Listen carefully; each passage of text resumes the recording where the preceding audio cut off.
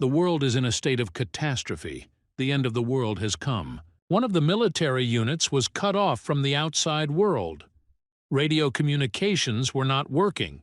Signals were not transmitted. Military frequencies were paralyzed. The soldiers were worried about the safety of their unit and did not know how long they would have to remain in this isolation. The only advantage was the location of their unit, high in the mountains, where the destroyed walls served as a reliable barrier. The problem, however, was that food supplies were running low, and to survive, the soldiers had to leave the base, which was tantamount to suicide. Meanwhile, John Shin, a sergeant and the unit's cook, was diligently stirring the soup, trying to raise the soldiers' morale. He added a special sauce to the dish which he believed would make everyone fearless. The fighters discussed the current situation and came to the conclusion that they couldn't do without going out for food. Their conversation was interrupted by Lieutenant Kim, who ordered them to immediately go outside. After lunch, a training session was planned, during which the lieutenant intended to strengthen the soldiers' fighting spirit. All these events took place a month before the demobilization of John Shin, who worked as a cook at the base. At that time, their life was more relaxed. The boys played football and could discuss the latest music.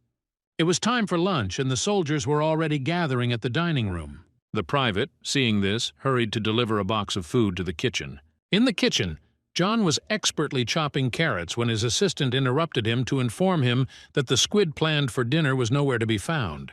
This surprised everyone as they checked their supplies every day. Besides, Lieutenant Kim didn't like fried vegetables. Having no other choice, John decided to cook fried pork belly and creamy chicken noodles, as it was the lieutenant's favorite dish. While the boys were playing football, no one noticed that the private had disappeared. His body was torn apart by a terrible creature. The monster had no intention of stopping with this murder. After preparing dinner, John decided to relax with his friend. They talked about the future. John dreamed of opening a restaurant after demobilization. Remembering that he had run out of salt, the guy went to the warehouse to get some.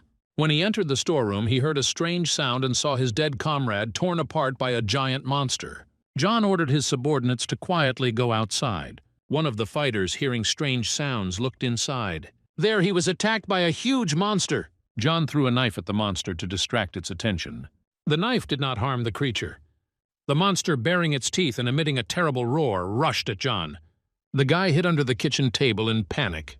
The monster continued to crush everything around with its massive paws, making threatening sounds. John tried to understand where such a beast could have come from in this area. The monster attacked, and the boy found himself in a life-threatening situation. A junior assistant came to his aid and grabbed a ladle. He filled it with hot oil and poured it onto the monster. This temporarily stopped the monster's attacks. The man decided that the hot oil was harming the animal and poured more on it. It seemed that the threat had been repelled. However, the monster suddenly struck with its massive tail, killing the assistant right before John's eyes. The beast became enraged and began to rage furiously. John instinctively covered himself with his hands. He did not want to die like his comrades. Suddenly the monster froze. John assumed that the oil had blinded the creature. His scales turned red and began to crack, revealing his skin. John realized that he needed a weapon that could penetrate deep into the monster's body. He noticed the knife and, trying not to catch the beast's eye, carefully approached it. At the right moment, he jumped and plunged the blade into the monster's body. The creature howled in pain, and John continued to thrust the knife deeper and deeper with effort. Eventually, the monster collapsed. But not wanting to leave him the slightest chance, John continued to strike until the monster froze completely. Covered in blood, he looked at his fallen enemy and realized that he had won. At that moment, a message appeared in front of him. He had awakened. The system reported his full name, occupation, and characteristics. John didn't understand what this information was, but he learned that he had developed a unique talent, large-scale cooking. Meanwhile, panic reigned throughout the unit. Many dead bodies, soldiers in panic. John made his way through the forest, not understanding what was happening. He had never encountered such monsters before, just like the mysterious system windows that were now appearing before his eyes. The system has announced that a global event will soon occur, a faction war. He was offered to create his own faction or join an existing one. The first faction created was to receive special bonuses. John didn't belong to any of them yet, but he studied the hologram with interest, which resembled the interface of a computer game. The guy didn't understand who was sending him these messages. Suddenly, the system notified that a world event had begun. Capture the flag. The task was to capture flags on your own territory. Making his way through the dense forest, John was at a loss. What factions, what flags were they talking about, and what did he have to do with it? The boy's head was splitting with pain. He was worried about more pressing issues, surviving and finding other survivors. If any of the soldiers were still alive, it would be much safer to join forces with them. Grasping the knife tighter, John was determined not to give up.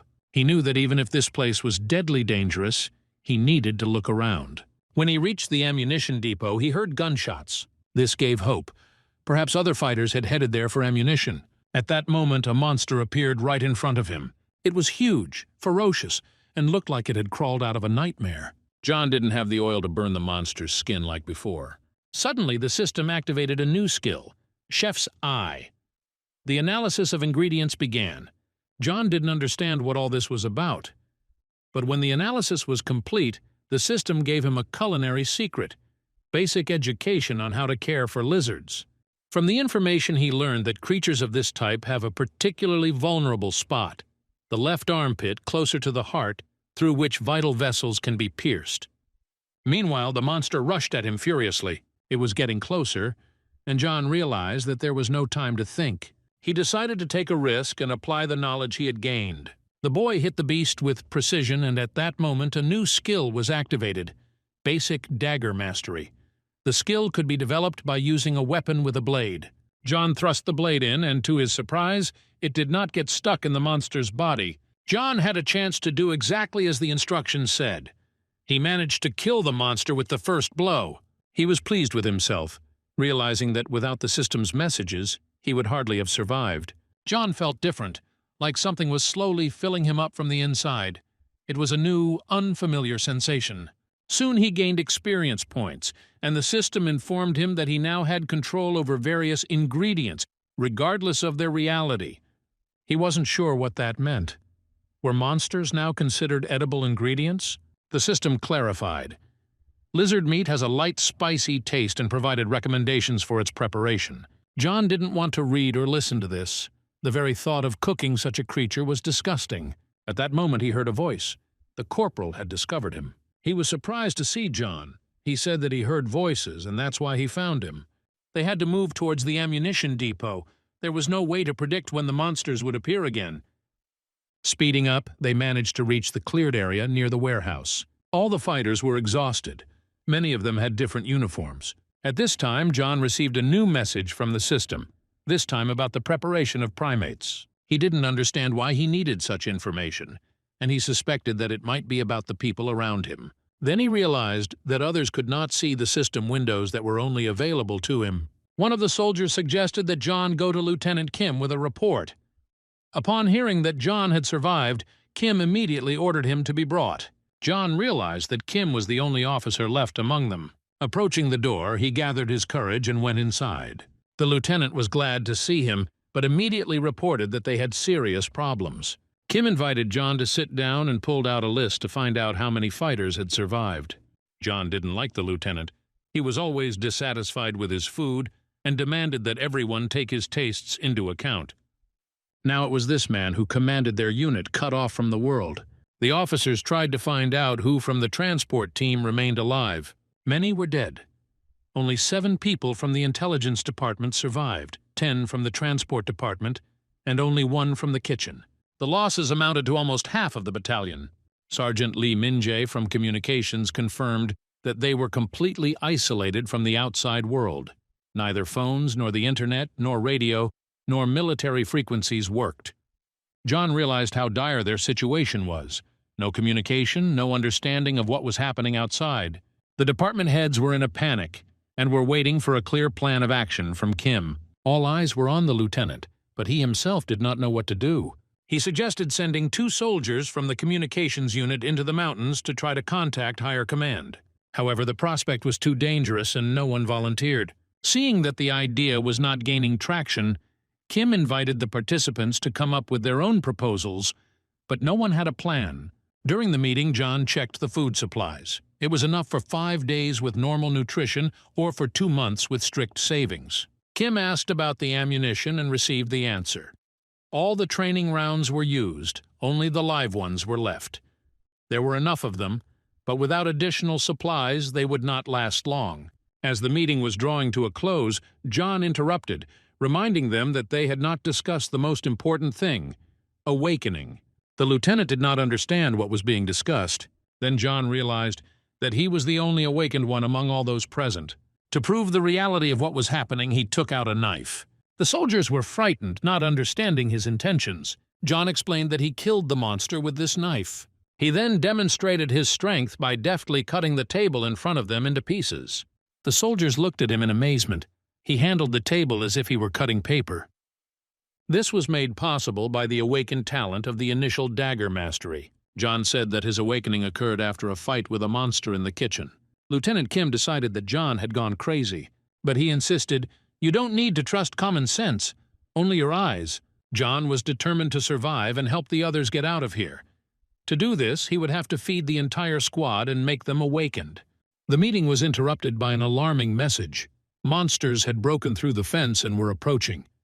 The lieutenant anxiously asked how many there were and immediately ordered everyone to take up positions and prepare for battle. John couldn't understand why the monsters attacked with such persistence. The soldiers opened fire, trying to conserve ammunition, which was already scarce. Luckily, the firearms had an effect on the monsters. John estimated that it would take 20 to 30 shots to kill one monster.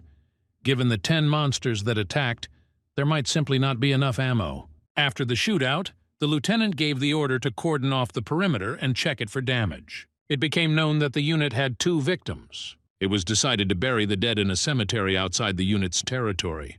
With the end of the battle, the meeting participants began to implement the previously approved plan. The lieutenant asked again whether the volunteers were sure of their decision to advance. They confirmed their readiness. There was enough fuel, and they hoped that they would be able to reach the top of the mountain without encountering monsters. The lieutenant promised that the soldiers would provide cover for them. Meanwhile, John wondered how he could increase the number of awakened soldiers. He didn't understand why the other guys who were also involved in killing monsters didn't wake up. His assumptions boiled down to the fact that perhaps the matter was related to the use of firearms. John reported that he killed the monster on his own, without the help of a rifle. He reminded that monsters contain some energy inside them, which is released when they die.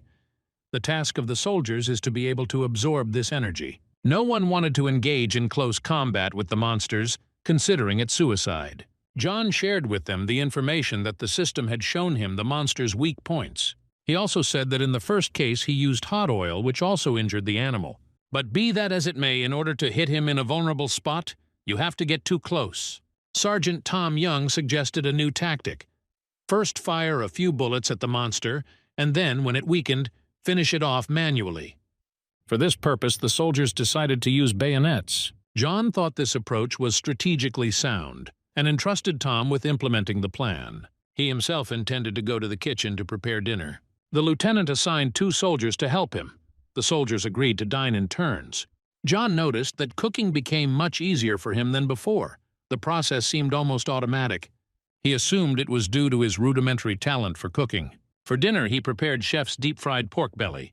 The system reported that this dish increases strength and agility by 1 unit. Additionally, John could use a special chef's sauce that could influence the emotions of those who ate his food. He noticed that a strange energy was emanating from his hands and realized that with this ability he could partially control the emotional state of the fighters. John knew that fear was holding the soldiers back, so he decided to use a sauce called Calm to help them feel more confident.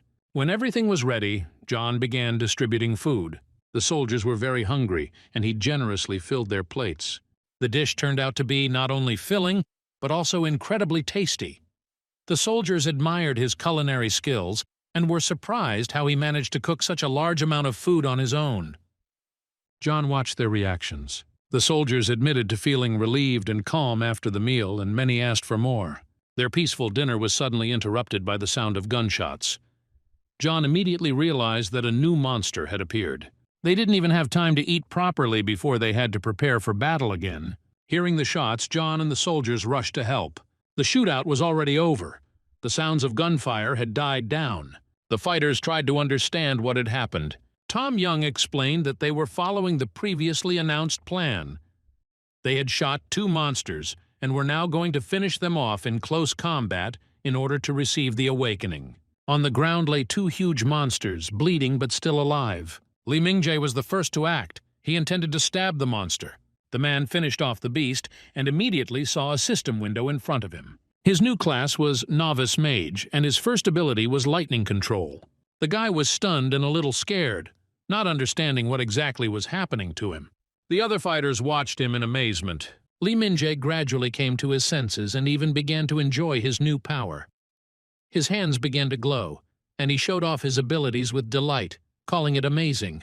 When John asked Lee what powers he had received, he replied that he had become a novice mage with an affinity for lightning. Thus it became clear that in order to awaken, it was necessary to finish off the monster in close combat. Having become convinced of this, many of those who had previously doubted began to change their minds. Tom Young was the next to volunteer to wake up. He felt fear, but still approached the second monster, which was still making threatening sounds and moving weakly. As he approached, the monster suddenly grabbed his leg. Tom was confused. He screamed in pain. The other fighters wanted to help him, but John stopped them. Tom had to cope on his own. Gathering all his will into a fist, Tom plunged his weapon into the monster's body. After that, a new system window appeared. He woke up as a budding astronomer. Only then did the others rush to his aid. Tom was seriously injured, and, apart from a therapist, there was no medical specialist in the unit. John took him by the arm and helped him to the medical center. So there were already 2 awakened ones in the unit, and the tension among the soldiers eased a little. The formation of a combat-ready army against the monsters was gradually beginning to take shape.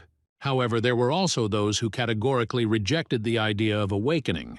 The boys tried to convince their comrades that awakening was not as scary as it seemed. Since they were the elders themselves, they had to set an example.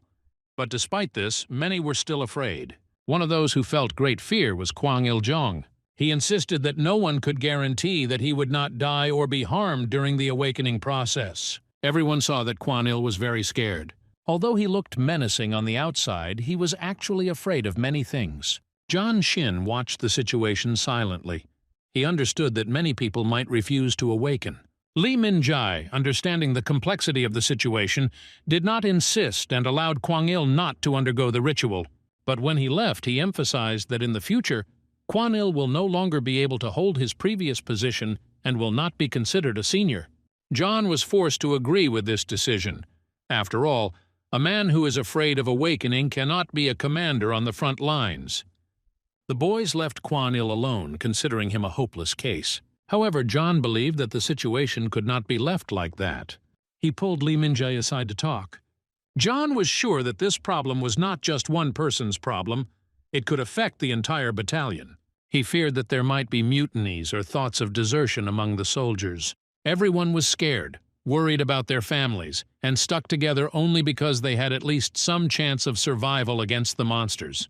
But later the situation could change. John firmly believed in doing whatever it took to survive, and to do that they needed to strengthen their army. Lee Min-jae noticed that it wasn't just Kuang Il who was afraid of awakening. There were many people like him.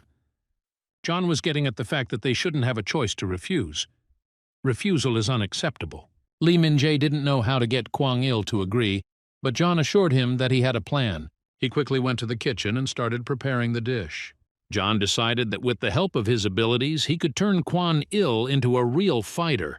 He started making fried rice with excellent characteristics, and at the end he added his special sauce that could influence the emotions of the person who ate it. John hoped this plan would work. He invited Kuang Il to dinner and placed a plate full of rice in front of him. Kuang Il didn't understand what was going on, but John assured him that he had prepared this dish especially for him.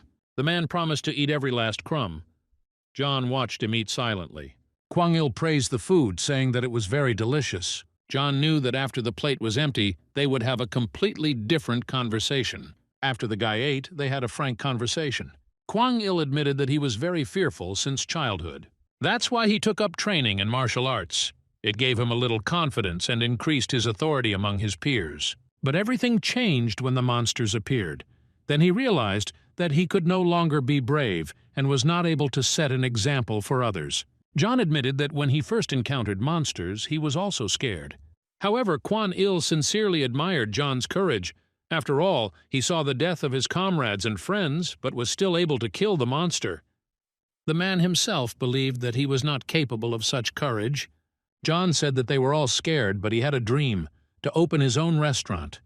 For this dream he must survive. These words cheered Kuang Il up a little, and he decided to try to kill the monster in order to awaken as well. John realized that his special sauce had worked.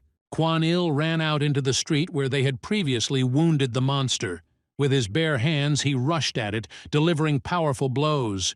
The boys watched what was happening in amazement, not understanding what exactly had happened to him in such a short time. Lee Min-jae was sure that John had somehow influenced their comrade. Kuang Il struck blow after blow, convinced that no one would ever be able to stop him. At one point he even sank his teeth into the monster's arm and bit through its artery. The soldiers' faces were frozen in fear. This was the first time they had seen such an impressive sight. After this, the man grabbed a huge stone and finished off the monster. As the monster fell dead, a system message appeared before Kuang Il's eyes. He had awakened. He proudly announced to the boys that he too was now one of the awakened. The man thanked John for his help and support, which allowed him to gather the courage to complete the task. John, for his part, realized that he might have overdone it a bit with the dosage of his special sauce and decided to be more careful next time. Lee Min-jae tried to find out from John what he did to Kuang Il, because the guy literally turned into a deadly weapon. John initially tried to laugh it off, saying that he was just having a heart-to-heart talk with him, but Lee Min-jae didn't believe him. John knew how ridiculous his excuses sounded, so he admitted that it was all thanks to his special abilities. He explained that these skills were different from what he once demonstrated with the table, but did not want to reveal details yet. John asked Lee Min-jae to refer all recruits who were afraid of awakening to him. All he had to do was feed them his special dish. Lee Min-jae reminded that food supplies are limited. John noted that canned goods last the longest, but fresh vegetables and meat should be used as quickly as possible before they spoil. He wondered if he could apply his abilities to army rations, which did not require much preparation. Meanwhile, a new monster appeared. The soldiers tried to divert it away, continuing to work on waking up the fighters. But this time the monster could not be kept alive. He died too early. Lee Min-jae was angry because his attempt to obtain another awakened one had failed. John realized that letting the monster get close enough to finish it off wasn't that easy. Most of them attacked until they died, so getting close to them was almost impossible. He decided that the awakening of the fighters should be as safe as possible and there was no need to rush. Soon another monster appeared, which we managed to shoot. Now someone needed to kill him. John noticed that it was Soo-hyuk's turn from the transport unit. The guy took the weapon, approached the monster, took aim, and struck. He succeeded. A system window appeared before his eyes. His ability was listed as shooter. But Soo-hyuk also saw a strange message that puzzled him. It said they formed a faction of 5 players, which was the minimum number of participants. The system also reported that this is the 3rd faction in their region. The boys didn't fully understand what this meant. After Soo-hyuk awakened and became the 5th, all the fighters had the same system message, which stated that they were entitled to a reward for this. The prize for 3rd place was a growth elixir, which gave the opportunity to receive 500% more experience for a limited time. This information was too important to ignore, and the boys immediately gathered to discuss it. Kuang Il noted that if there is a 1st and 2nd place, then there must be other factions somewhere. This also meant that there were other monsters outside of their region. The soldiers were worried about what was happening to their families. After all, if things were so hard for them, the military, then what was happening to ordinary civilians? John was also worried about the situation outside the unit, but he knew that he had to ensure the safety of his team first. He realized that with the reward they had received, they had gained a huge advantage. To save their families, they had to survive themselves first, and that was what they had to focus on. Soo-hyuk noted that while an ordinary soldier would need 10 shots to kill a monster, he himself would only need 1 or 2. Lee Min-jae put Soo-hyuk in charge of containing the monsters. That's where the good news ended. The faction only had 5 people. Something had to change urgently. They actively took up the awakening of new fighters. Soo-hyuk shot monsters, and the others were busy with awakening. However, many still feared this process. John took such people by the hand, led them aside, and fed them the prepared food, after which they returned bold and confident. They quickly dealt with the enemies. Lee Min-jae watched this process silently. He saw the situation repeat itself over and over again. A soldier is afraid. John takes him away, feeds him, and he returns ready to fight. Lee Min-jae decided it was time to find out the secret of these abilities and called John for a talk. He understood that he was hiding something and wanted to know the truth. John realized he could no longer avoid the question and confessed. He emphasized that he did all this to save the battalion and said that Lee Min-jae was the only one who knew about it.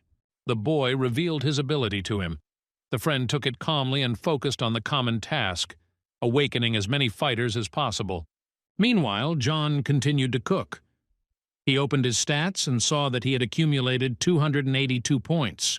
Previously, he thought that points were only awarded for killing monsters and cooking well. He decided that they could be spent on some needs. John assumed that, like in games, there should be a store where you can buy something for these points. The guy opened a glasses shop and saw various items: a battle axe, a steel knife, rye bread. The latter cost only 10 points. At the moment, he could only afford bread, but he decided to wait with the purchases for now. John realized that he needed to take his skills and characteristics into account. He took note of the basic dagger skill he had developed during his training with Kuang Il and wondered how his ability would change if he reached the master level. He also developed a rudimentary affinity for flames, a skill he accidentally acquired by grabbing a hot pot. This talent could be very useful in the future, but the most important thing for him was the basic ability to cook. After talking with Lee Min-jae, he began collecting data on the operation of this skill. A friend noticed that after John eats, his stats on the status bar increase. However, the other fighters did not feel this, only the awakened ones. During the conversation, John asked Lee how he was feeling. He replied that he felt great. His strength had increased by 3 points, and he had become much stronger. This got John thinking. It seemed like the enhancement was working better now. He began to wonder if it would be possible to apply this buff to the entire battalion.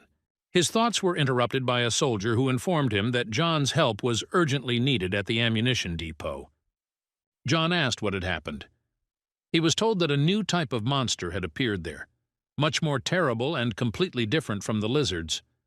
Together with Lee Min-jae, John climbed up to the roof of the building. The soldier reported that he had noticed a new monster through his binoculars. It was different from those that had attacked them before. John took the binoculars to see for himself what the guy was talking about. At first, he didn't notice anything, but then he saw a huge monster with dozens of small lizards scurrying around it. The boys were scared when they saw this. They didn't know what to do next. John realized that if the other soldiers found out about so many monsters, it could cause panic. He gathered the awakened fighters in the warehouse to discuss the current situation. John came to the conclusion that the monsters do not attack immediately because they have intelligence. They have become smarter. They wait, waiting for the right moment.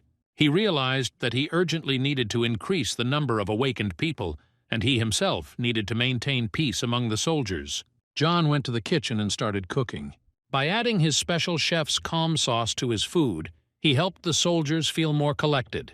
He then used the support sauce, which boosted morale, and then the hope sauce, which gave them confidence that they would make it through and get home.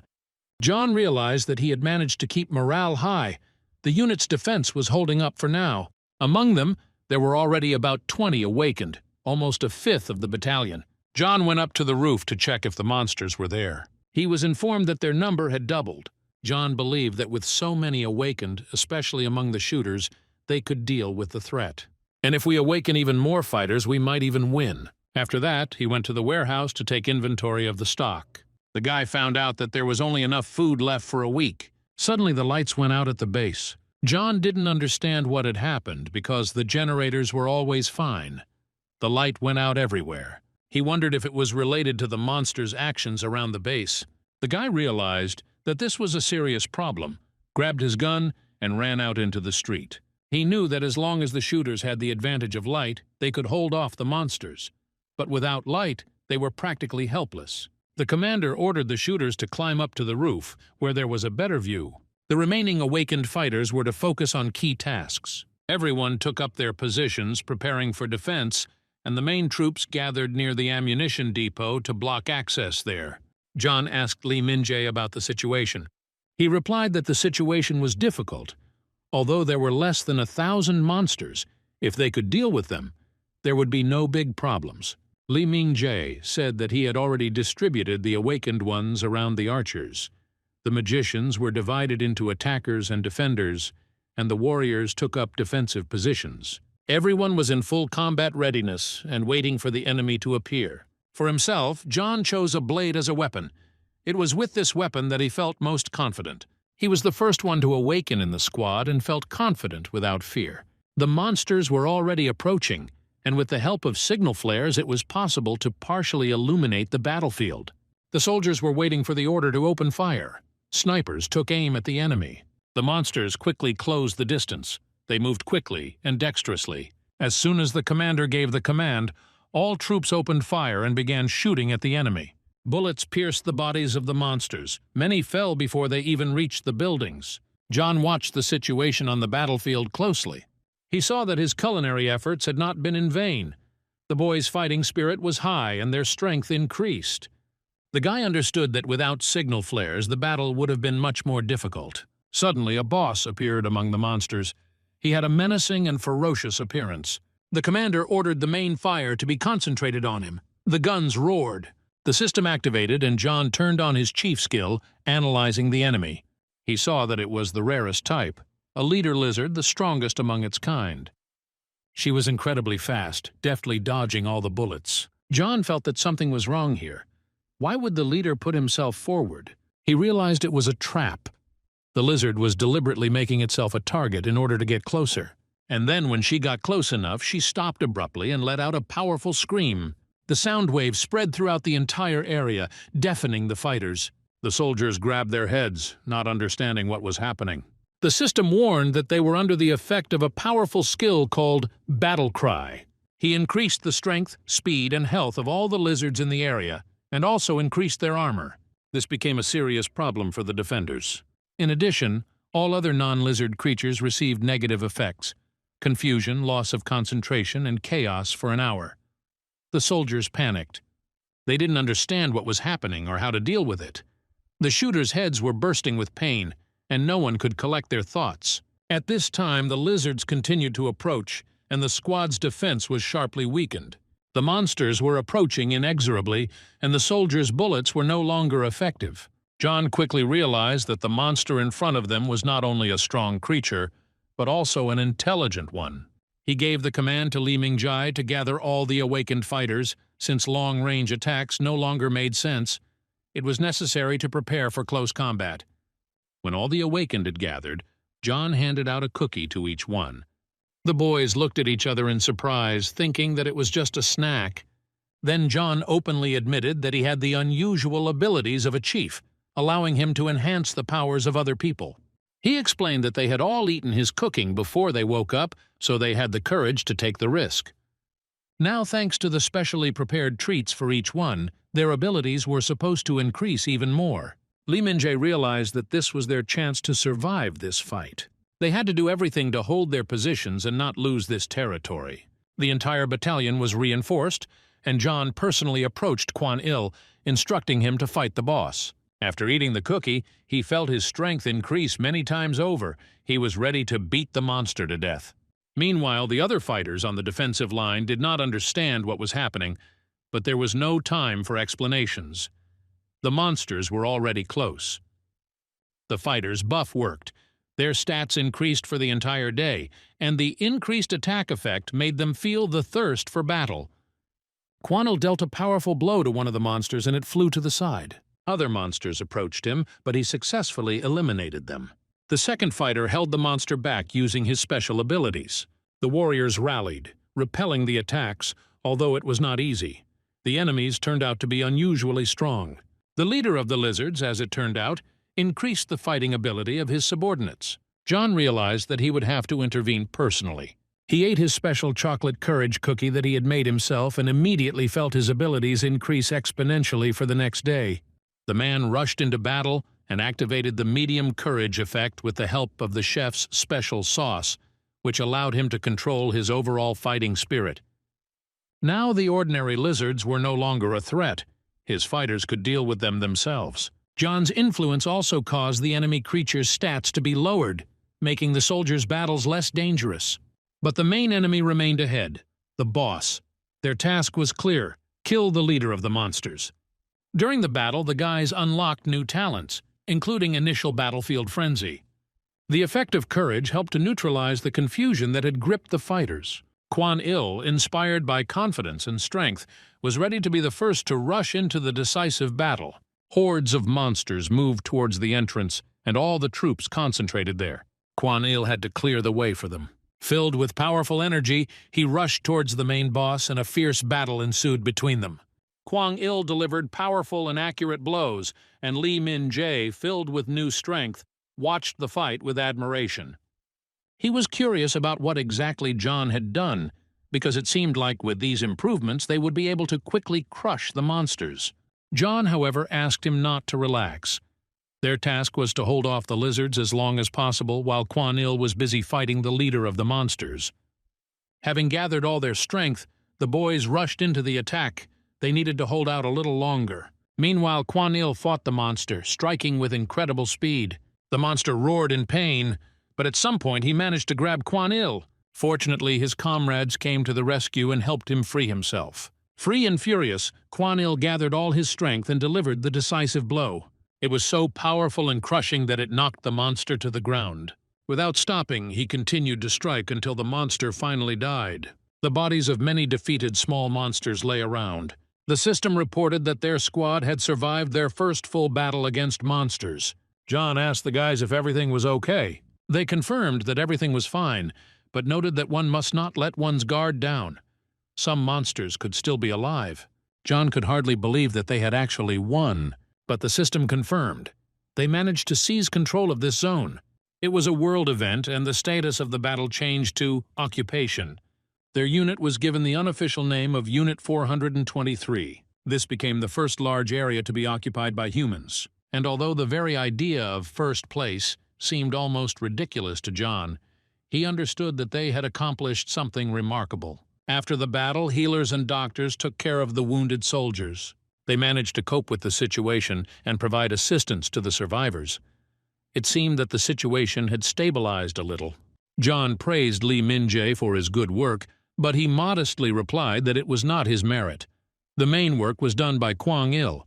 The boys noticed that they had not seen the lieutenant since the beginning of the battle. Checking the status window, Li Min-jae guessed that they had already captured the entire mountain range, and the only remaining enemies on the perimeter were the lizards that they had successfully eliminated. John noticed that his friend looked strange. He asked how he was feeling. Li Min-jae replied with a slight smile that they were lucky that the lizards mistook them for invaders, which gave them a chance to win. Next time, luck might not be on their side. The man had an idea. It was this idea that he was going to discuss with John. He believed that if the lizards had suffered heavy losses in the previous battle, now was the time to counterattack and finish everything in one blow. But John carefully noted that it would be too difficult. They had barely survived the battle yesterday, and even a small mistake could lead to massive casualties among the people. Li Min-jae suggested using the power-ups that John could prepare to gain an advantage. However, John explained that it was not that simple. Last time he had prepared in advance, and if he now started creating improvements for each fighter individually, it would take too much time. Li Min-jae realized that he would have to postpone the counterattack and agreed with this decision. After that, they continued loading the bodies of the dead monsters onto the trucks. John asked Li Min-jae what he was going to spend his bonuses on. They had a huge choice of prizes for first place, but they didn't know what to choose yet. Li Min-jae entrusted the choice to John, saying that they would rely on his intuition and would support any decision. John chose the reward, Baimon's mobile fortress. A friend asked him why he made this particular choice. John explained that he had imagined something like a giant chariot or tank that might be useful in the future. After all, sooner or later the supplies will run out, and they will have to move on. He didn't know exactly what kind of fortress it was, but he believed that it could help. John pressed the display, and the system confirmed that Baimon's summoning power had been granted. He tried to summon the fortress right now, but the system reported that there was not enough space. The boys were surprised because they were standing on a huge field. Then John assumed that the bodies of the dead were an obstacle, and they decided to retreat to the barracks and try there. However, The call did not work near the barracks either. John looked at his status window. He noticed that he gained experience every time the person who ate his dish applied the enhancement he had received, making him stronger. Suddenly there was a knock at the door. It was Lieutenant Kim. He had come to talk to John. Lieutenant Kim praised John for his demonstrated abilities. John was not pleased with such praise, but he decided to endure it, because he understood that this was not his personal merit, but the result of teamwork. Lieutenant Kim ordered John to prepare something special for the soldiers for dinner. However, John refused, explaining that they did not have enough provisions. The lieutenant noted that John always found a way to cook, even with their meager supplies. John responded by explaining that he was doing this only to maintain the squad's morale and strength. Seeing that the conversation had reached a dead end, Kim changed the subject and expressed doubt that the fighters they had sent for help would ever return. John noted with restraint that the lieutenant himself had sent these men to certain death. After this, the lieutenant said goodbye and left John's room. John tolerated his attitude, realizing that Kim remained the only officer in the camp. Later, the boy went to the hospital to visit Tom Young, who was wounded. His leg was broken. John felt guilty for his friend's injury, but Tom assured him that everything was okay, because thanks to John, they were all still alive. Together, they went up to the roof, and Tom explained that his awakened ability was unusual. It was called Stargazer.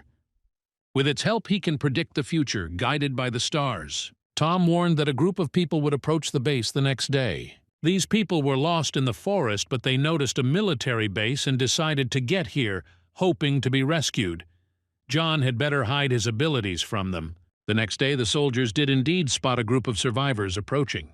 John told Lee Min-jae that he needed to go out to meet them and help them get to the base safely. This is what they eventually did, providing the people with a safe rear. The new arrivals, tired, hungry, and scared, were grateful for the help they received. Lee Min-jae suggested that they be housed on the third floor of the barracks. Initially, the people were reluctant to obey until Lieutenant Kim appeared. He assured everyone that they could trust and obey his subordinates, even if Kim himself was not around. The lieutenant ordered John to prepare dinner and Lee Min-jae to settle the people. Some new arrivals were outraged by the lack of warm water, but were eventually forced to resign themselves to it. After all, even cold water is better than no water at all. Later, John cooked a delicious dinner. The people were full and happy. They praised his skill with delight, and some even asked for more. John then realized that they would now have to feed 25 more people, which would greatly increase their food consumption. According to his calculations, the dry rations would only last for a month. The question of how to feed all the people at the base was acute. After dinner, one of the men approached John and asked what his specialty was. At first, John didn't understand what they were talking about. The guy's question seemed strange to him. He wanted to say that his specialty was an awakened chef, but he stopped himself in time and replied that before serving in the army, he was just a student. The man was completely satisfied with this answer. With a satisfied look, he walked away. John thought that if one of his comrades had let it slip and said, for example, warrior or mage, it might have aroused people's suspicions. Remembering the conversation with Tom Young on the roof, John realized that everything that had been discussed then was gradually beginning to come true. Lee Min-jae accidentally overheard the soldiers' conversation.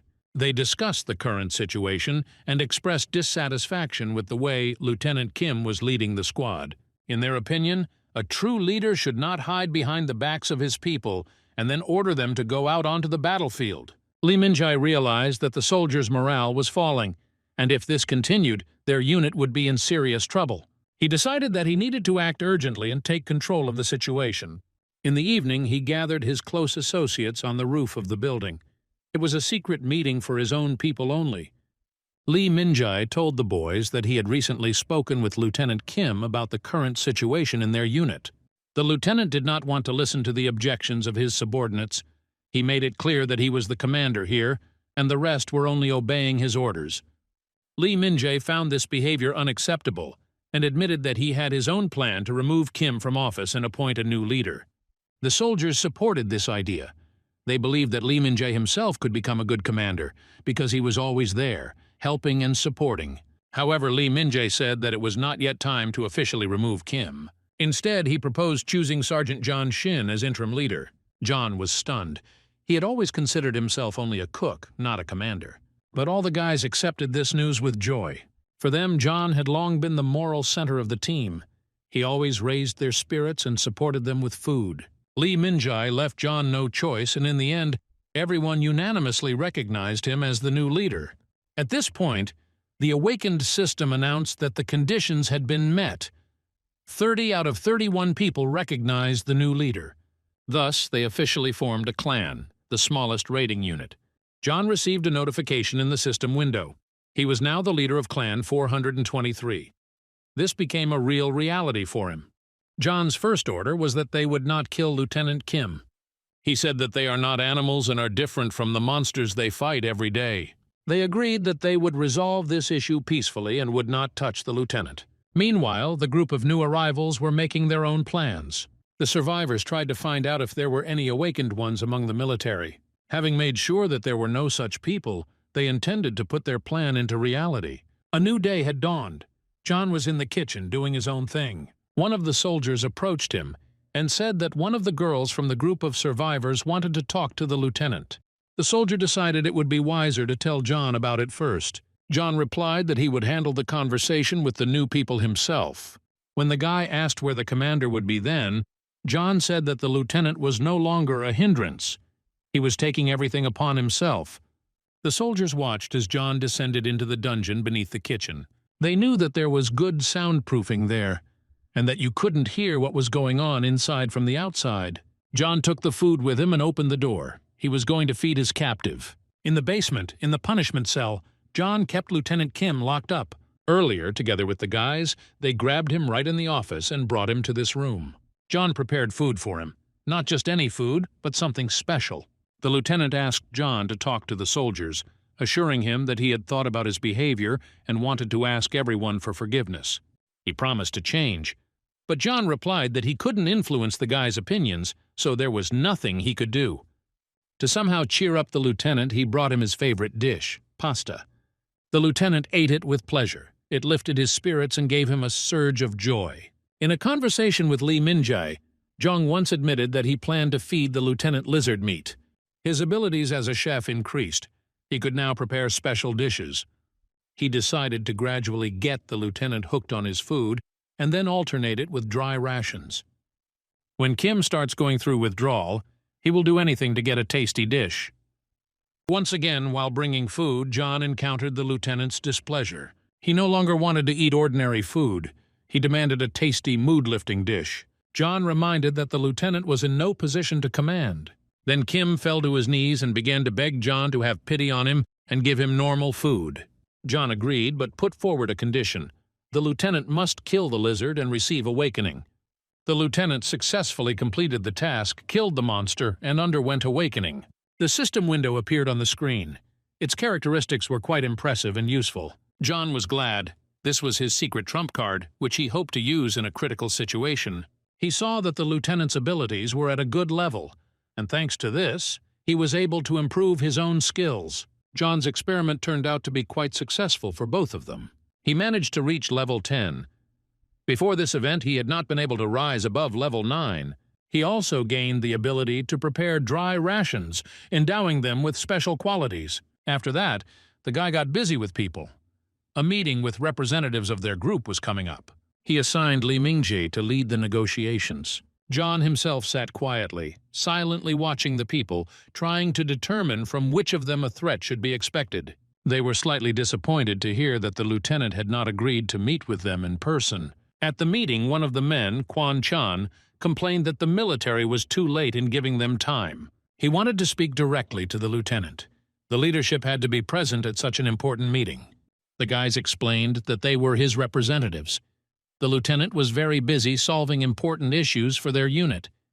These words only angered Kwon Chan, who believed that the military's main duty was to protect citizens. His indignation was interrupted by a girl. She was one of the representatives at their meeting. She noted that Kwon Chan had a hot temper and apologized for his behavior. The girl expressed gratitude for the military taking the time to talk. She introduced herself. Her name was Lee Sana.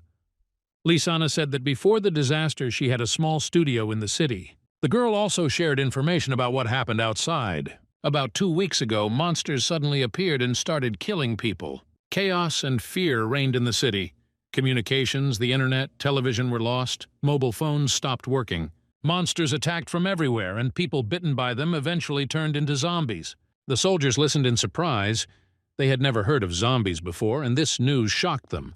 Lisana said that a random group of survivors met on the road and decided to unite.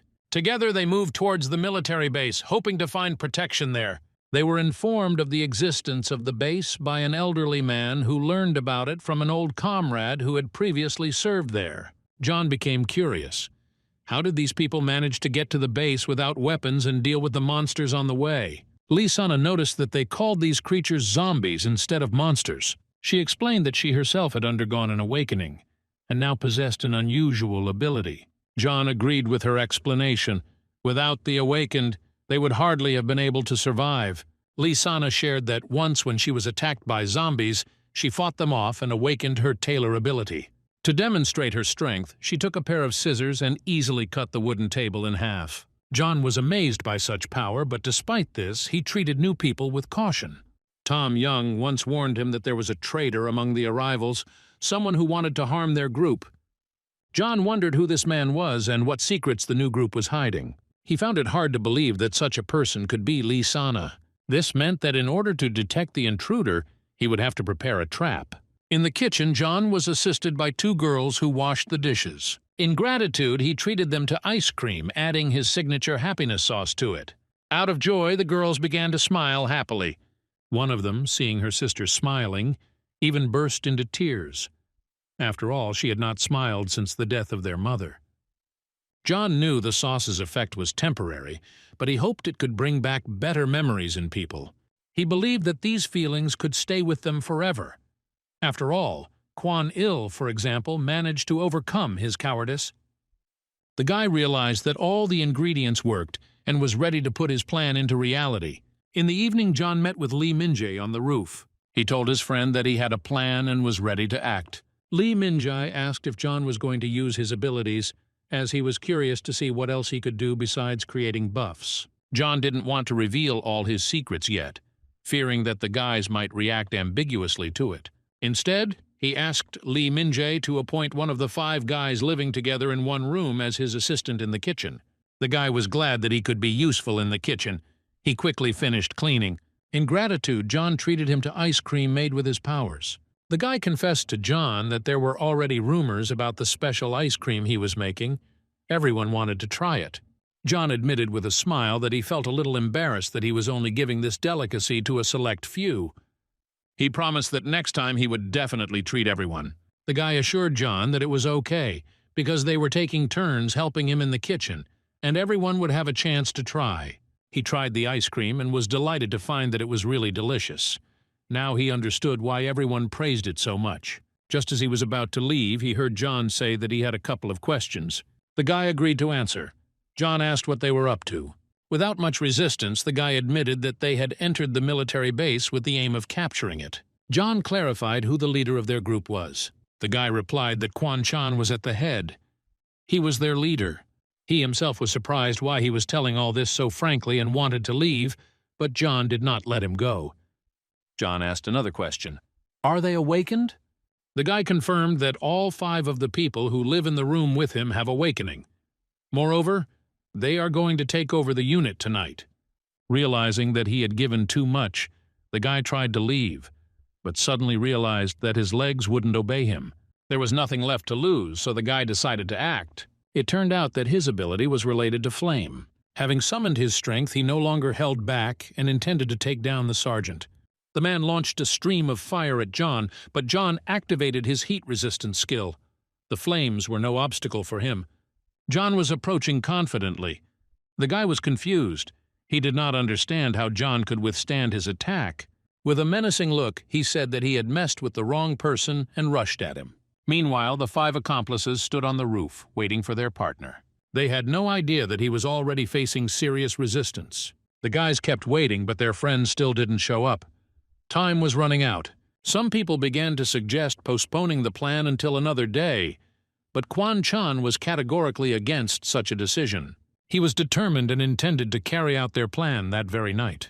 Quan knew well that their comrade was the strongest awakened in the group, having already reached the 6th level.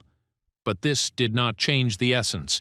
He remained the main one, and his word was law. He ordered the people to be gathered and taken out into the street. They were not going to move anything.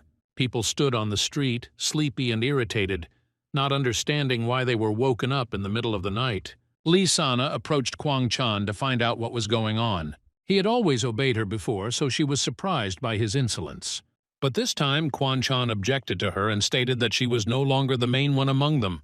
The military watched what was happening from the windows of the building. They noticed that a quarrel had started between people and decided to send a soldier to report the strange situation to the leadership. Lee Sana tried to persuade Kwang Chan to stop and not do stupid things. But he said that their group needed a new home, and this base would become their new haven. Lee Sana still didn't understand where he was going with this, but seeing that words weren't working, she took out her scissors. However, Kwang Chan was not afraid. With a grin, he called his friends over and together they surrounded her. The girl realized with horror that they were all awakened and had previously hidden their abilities. Kwang Chan gave the order and his men rushed towards Lee Sang. Realizing that there were defenseless civilians behind her, Lee Sana tried to divert the fight to the side so as not to put others in danger. She wasn't sure if she could cope alone against 2 awakened ones. Her powers still hadn't reached the required level. Meanwhile, Kwang Chan watched the fight with a predatory grin. He was sure that soon he would finally deal with the girl who had stood in his way for so long. Lee Sana knew she couldn't handle it alone. Men were attacking her from all sides. Her skills had long been out of practice, and she was having a hard time containing their onslaught. One of the opponents suggested that Lee Sana surrender, promising that then she might be spared. The girl did not know what to do and hesitated for a moment. Suddenly, a rifle shot rang out. Everyone stopped. A group of military personnel tried to take control of the situation. They called on everyone to remain calm and end the conflict. But Kwang Chan was not afraid. He had no intention of obeying military orders. With a grin, he asked what the military was going to do if he refused to obey. The soldiers responded that they would do everything to maintain control of the situation. These words only spurred Kwang Chan on. He came closer and closer, deliberately provoking the military into conflict. The soldiers hesitated. They didn't want to open fire on peaceful people and kill civilians. But Kwang Chan continued to advance, posing a clear threat. However, one of the soldiers, unable to bear the tension, pulled the trigger, but there was no shot. Kwang Chan laughed. He explained that it was his ability to control fire. Any firearm is associated with fire, which means he can deactivate it. The soldiers looked at each other in confusion. Everyone's weapons were useless. The commander ordered the fighters to focus on the civilians and protect them. This only amused Kwang Chan. He advanced, confident of his victory, intending to stop those who stood in his way. However, the commander quickly got his bearings and ordered 2 of his subordinates to intercept Kwang Chan. The soldiers were happy to carry out the order. They were eager to teach the man a lesson. Kwang Chan decided to start with the one who looked the most confident and rushed at him. But he didn't expect him to give him a real fight. The soldiers quickly dealt with the situation. One of them managed to knock out Kwang Chan with 1 blow. The guys from the rebel group realized that the military were also awakened, which meant that they didn't have the slightest chance against them. The ringleaders were brought under control. They were disarmed and no longer posed a threat. Hearing the noise and gunfire, Lee Min-jae and Kuang Il came running to the scene and asked worriedly what had happened. They were informed that the situation was completely under control. A group of people tried to seize command of the division, but the military managed to stop them. Lee Min-jae looked around and noticed that there were only 4 detainees, and asked in surprise where the 5th one was. At that moment, John approached them, carrying an unconscious man on his shoulder. He threw his body next to the others. The guys from the rebel group looked in horror at what John did to their comrade. Lee Min-jae reprimanded John, noting that he could have acted more humanely. John just grinned and replied that these opponents were not their equals. After all, they were already at a higher level. He stressed that he used the most gentle methods in the fight with this man. Instead of gutting the fish, he merely stunned it. Lee Min-jae, hearing this, praised John for his good work. Lee Sana, who was watching the events, walked up to the military men in surprise, shocked to learn that they also had abilities. John had to explain everything to her. The girl deserved to know the truth about what was happening. He said that they had not previously disclosed this information because they were not sure of their group's intentions. Lisana nodded in understanding, saying that she understood everything. John decided to be frank and admitted to the girl that there were currently about 50 awakened people in their unit. Later in the evening, John went to the room where the prisoners were kept. He intended to interrogate one of the men. They needed to gather more information about these people. Upon entering the cell, John immediately told the man that he was not going to beat him, he just wanted to talk. The prisoner was trembling with fear and promised that he would tell anything, just so that they wouldn't kill him. John decided to win him over and brought him ice cream. The guy understood that the effect of his dishes was simply amazing. After eating his food, the prisoner confessed that he and his accomplices had previously been bandits and had controlled the area. When the apocalypse began, they united into a group and decided to seize power. They later met Lee Sang-woo and tried to subjugate her group, but to no avail. Once at the military base, they decided to play big, to capture the military and their weapons. After the conversation, John went to the kitchen to start cooking. Soon, Lieutenant Kim came running and reported to John that the people had calmed down and gone to their rooms. John realized how much he needed the lieutenant in such situations, because his words had a much greater influence on people. The lieutenant, smiling, asked John to cook him something tasty as a reward for his efforts. John thought to himself that Kim was already completely dependent on his food and promised that he would prepare a special dish for him and bring it to the dining room. John still had some lizard meat left, so fulfilling his request was not difficult. He wondered what to do with the rest of the captives. They couldn't keep them locked up forever. An idea came to mind: re-educate them in the same way as Lieutenant Kim. He would have to feed them anyway. John prepared a special dish for them and took it to the cell. The prisoners ate everything with gusto, and after that they completely changed. The system informed John that he had received a new skill, re-education, which significantly increased his characteristics. The transformed captives now worked alongside the military, performing routine tasks, helping in the kitchen, and participating in the day-to-day running of the base. While watching them, John heard Lee Min-jae's approaching footsteps. He reported that they had serious problems. They were running out of fuel. This was not surprising because the number of people at the base increased, and the needs grew. John realized they had no choice but to go outside. In the evening, he gathered the guys for an urgent meeting. Important issues needed to be discussed. He had prepared food for them in advance. The dishes looked delicious and varied. During dinner, the guys asked in surprise where he got the food because, as they knew, there was already not enough food. John answered calmly, "He prepares food from the meat of the lizards they killed." The boys were horrified when they found out that John had been feeding them lizard meat all this time. John explained that their food supplies were almost exhausted and that soon they would have no provisions left at all. The bread he could buy at the store was very expensive, and they would not have lasted long on it. To fight the monsters, they needed strength and energy, and only good food could provide that. He said it straight out. They only have two options. Either they themselves become dinner for monsters, or they start looking for monsters to make them their dinner. The boys thought about his words. John suggested that they discuss it with the other boys. The next day, everyone gathered outside. They had some kind of corporate dinner. John showed off all his culinary skills and prepared a variety of delicious dishes. The soldiers tasted the food with delight, praising John's skill and saying that they had never eaten tastier food before. They even found it hard to believe that it was lizard meat. In addition, these dishes raised their characteristics and gave them energy. Lee Min-jae noted that everything went even better than he expected. John sighed with relief. He himself didn't think that the guys would take this news so calmly. Lee Min-jae said that he had a small supply of beer and asked if the guys had any more alcohol. They happily brought everything they could find and arranged a small celebration. John hadn't seen them so carefree and happy for a long time. At that moment, Lee Sana noticed them and was slightly surprised to see that they were in high spirits. The guy approached her and asked how she was doing.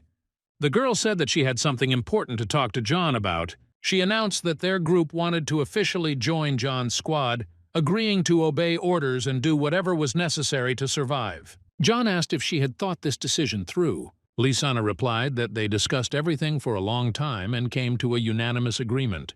They also need strength to be able to defend themselves in the future, because they cannot be under the protection of the military all the time. John understood what she was talking about because if the military had not intervened in the conflict with the Awakened, then people could have suffered. He asked if all the people in her group agreed with this decision.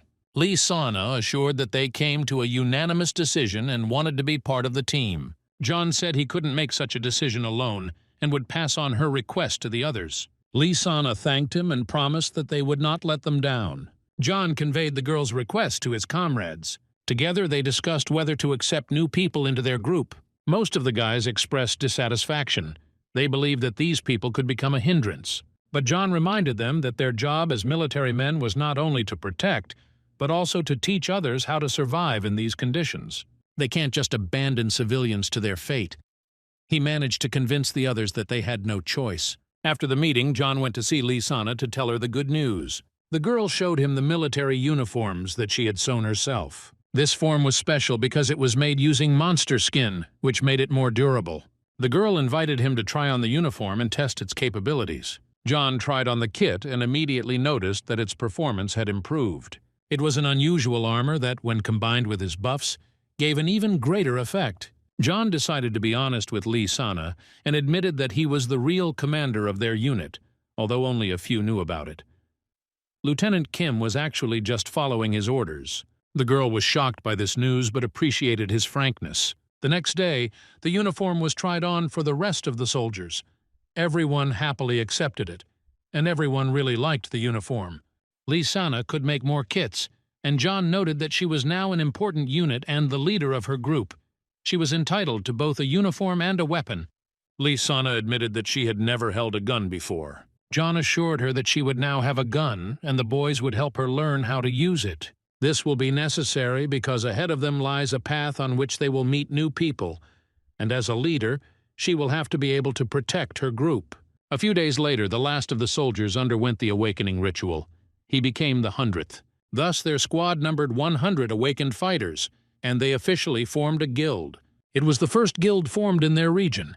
The guild was considered a more formal social structure than a party or clan, with the ability to establish order, positions, and rules. John realized it was time to leave this base and move on. Not all fighters liked the idea of leaving the base. Many soldiers expressed concern that they would be exposed to external threats in open terrain and would be unable to cope.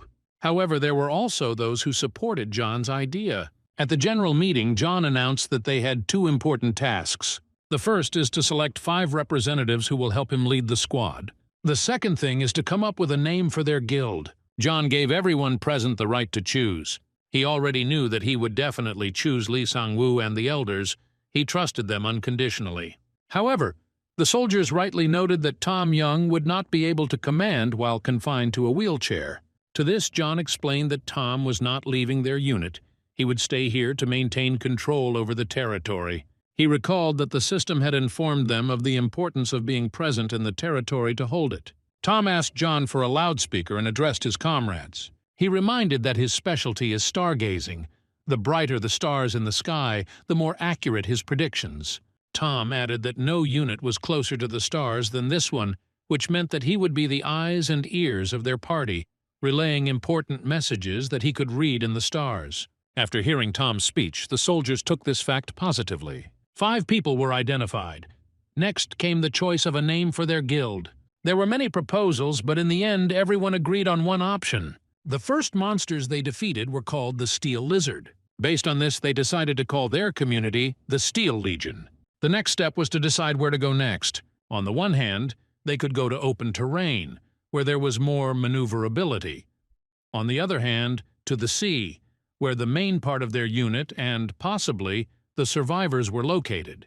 John left the choice to Tom Young, relying entirely on his intuition and gift of foresight. A few days later, the detachment prepared and set out on its journey. The day before the release, all 5 leaders met to discuss the plan. Lee Min-jae gathered information that various monsters had gathered around their base. On the map, the dangerous zones were marked in red. There were quite a lot of them. The boys saw that there were too many threats.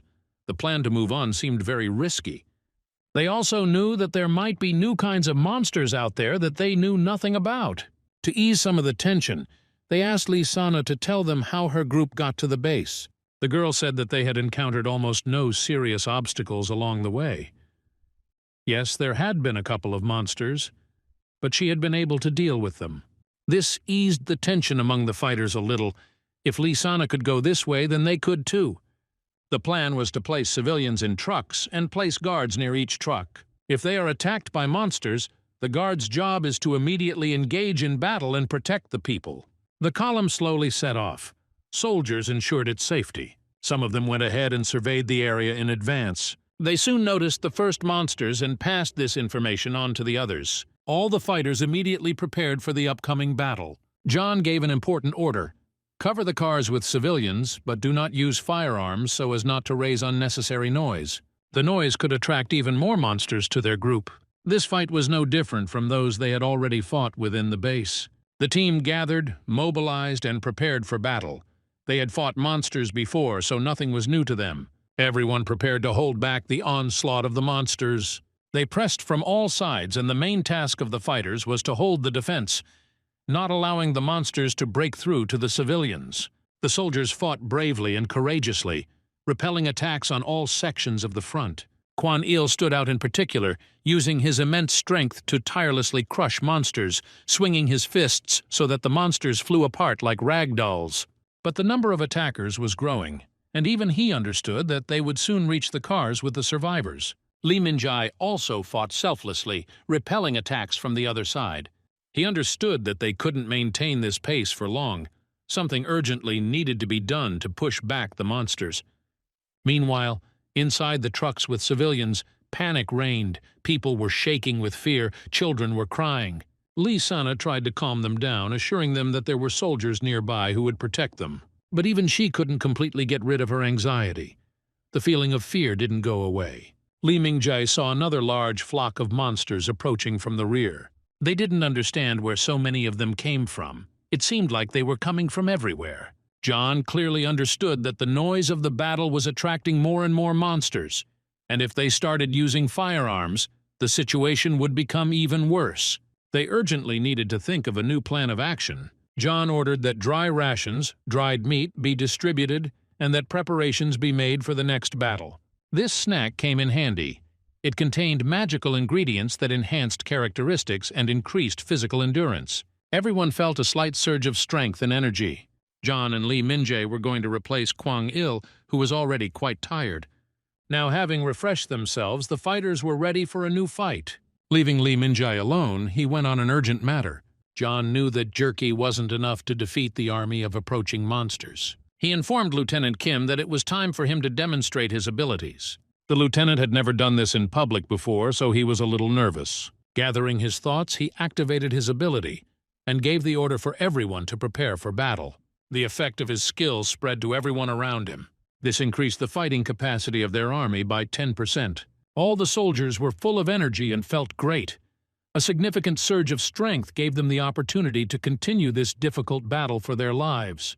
John opened the status window and saw that the lieutenant's buff increased their abilities for a certain amount of time. Combined with the effects of the food they ate, this gave them a chance to repel another wave of monsters. The lizards were approaching inexorably. They were facing a battle from all sides. The soldiers prepared for the upcoming battle. They had to give it their all, get rid of the monsters and move on. Gathering all their courage and bravery, they rushed into the attack. The battle was fierce. The enemies were everywhere and in great numbers. John fought the monsters, slaying them with his special blade. He quickly realized how powerful the buff was. Its effect was astounding. The blade in his hand seemed to come alive. John wielded it with amazing skill, cutting his enemies into pieces. Now they have a very good chance of surviving this crisis. He noticed that Lisana had also joined the fight. The girl did not sit on the sidelines, but bravely helped them cope with the defense of the people. She was simply incredible. Lisana deftly wielded her scissors, cutting her enemies into pieces. John was pleased to see that she was able to defend herself. Together they quickly dealt with all the enemies who posed a threat. John ordered the lizards' bodies to be collected. They needed food on the road. He also ordered the number of wounded to be checked. It turned out that only 10 people from their squad were injured. He ordered those who were seriously wounded and unable to move independently to be placed in a truck with civilians. Soldiers reported that one of the vehicles was badly damaged. John asked if it could be repaired, but they replied that it was impossible, since the car had been in poor condition for a long time. They also noticed that their equipment was not armored, which meant that if they encountered a serious monster, it might not be able to withstand a blow. John ordered that all working parts be removed from the faulty machine and that it be prepared for further movement. They quickly gathered and moved forward. Staying in one place for long was an unaffordable luxury. On the way, one of the soldiers became alarmed by something and called John over. The guy went where he was pointing and saw that the fence along the road had been broken through. Before the monsters invaded, it was whole. John didn't understand what had happened. Suddenly he remembered. Some time ago they had sent 2 of their fighters by car to contact higher command. He looked back and noticed skid marks on the ground. John suggested that they could have been the ones to knock down the fence by crashing their car. Having decided to check something, the guy asked the soldiers for binoculars. He looked down and saw traces of a crash and an overturned army vehicle. John realized with bitterness Lieutenant Kim had sent those guys to certain death. They were not awakened, which meant they had no chance of surviving an encounter with monsters. The guy understood that the fault lay not only with the lieutenant, but also partly with himself. He didn't stop these guys either, didn't insist on a different plan. John noticed that there were no bodies of their comrades near the crashed car. The soldiers suggested that perhaps the boys had survived, but John doubted it. It is unlikely that anyone could survive a fall from such a height, and yet he couldn't shake the bad feeling. His intuition had never let him down before. Since they had a lot of lizard carcasses and almost no time to prepare, John went to work on making jerky. At this time, their squad was attacked by monsters. They were everywhere. The boys fought bravely and were able to fight off new opponents. Another fight took away the rest of their strength. The fighters were very exhausted and tired. There were more wounded among them, and one person was seriously injured. John realized that this could not go on any longer.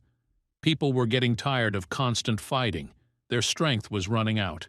Lee Ming-jae noticed that discontent was beginning to grow among civilians and soldiers, with many expressing distrust of John's command. It pained John to hear this.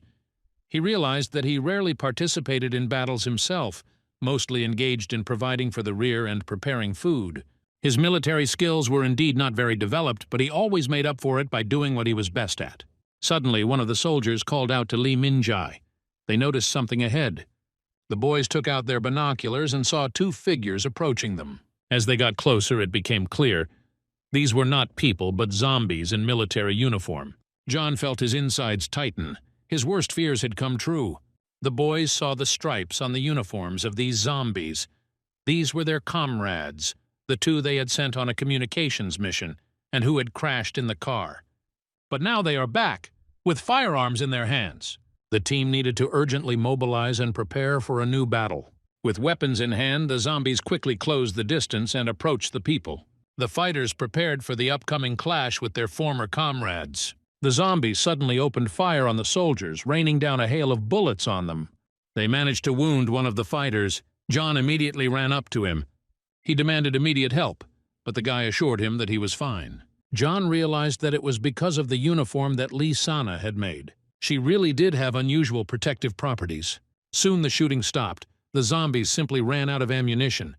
Lee Min-jae was relieved to see that they didn't seem to know how to reload their machine guns. Then Kuang Il, without thinking, rushed at the zombies with his bare hands and managed to immobilize both of them. The opponents were finally defeated. The battle ended in their favor. The soldiers looked at each other, sighing heavily. There was nothing more painful than fighting with their former comrades. Suddenly, flocks of birds took off from the mountains. Something had frightened them greatly. The ground shook beneath their feet, warning them that something terrible was approaching. John realized that monsters were approaching. The noise from the gunfire attracted all the monsters in the area. The guy quickly ordered the team to get ready. They needed to cross the mountain range urgently. The shooters took up positions on the roofs of the cars to fire from above, while the rest were busy ensuring the safety of the column. Their goal was one: to survive and reach the border as quickly as possible. Meanwhile, monsters were already approaching from all sides, squeezing the encirclement ring tighter and tighter. This time it wasn't just lizards. There were a huge number of enemies, and their species varied greatly. The situation was heating up. The monsters were approaching from all sides, preventing the column of vehicles from moving forward. The soldiers had to quickly clear the way so that the first vehicle would not get stuck. No one held back their firepower. Everyone used their weapons to the fullest. Suddenly, one of the snipers noticed an unusual pack of wolves quickly approaching the squad.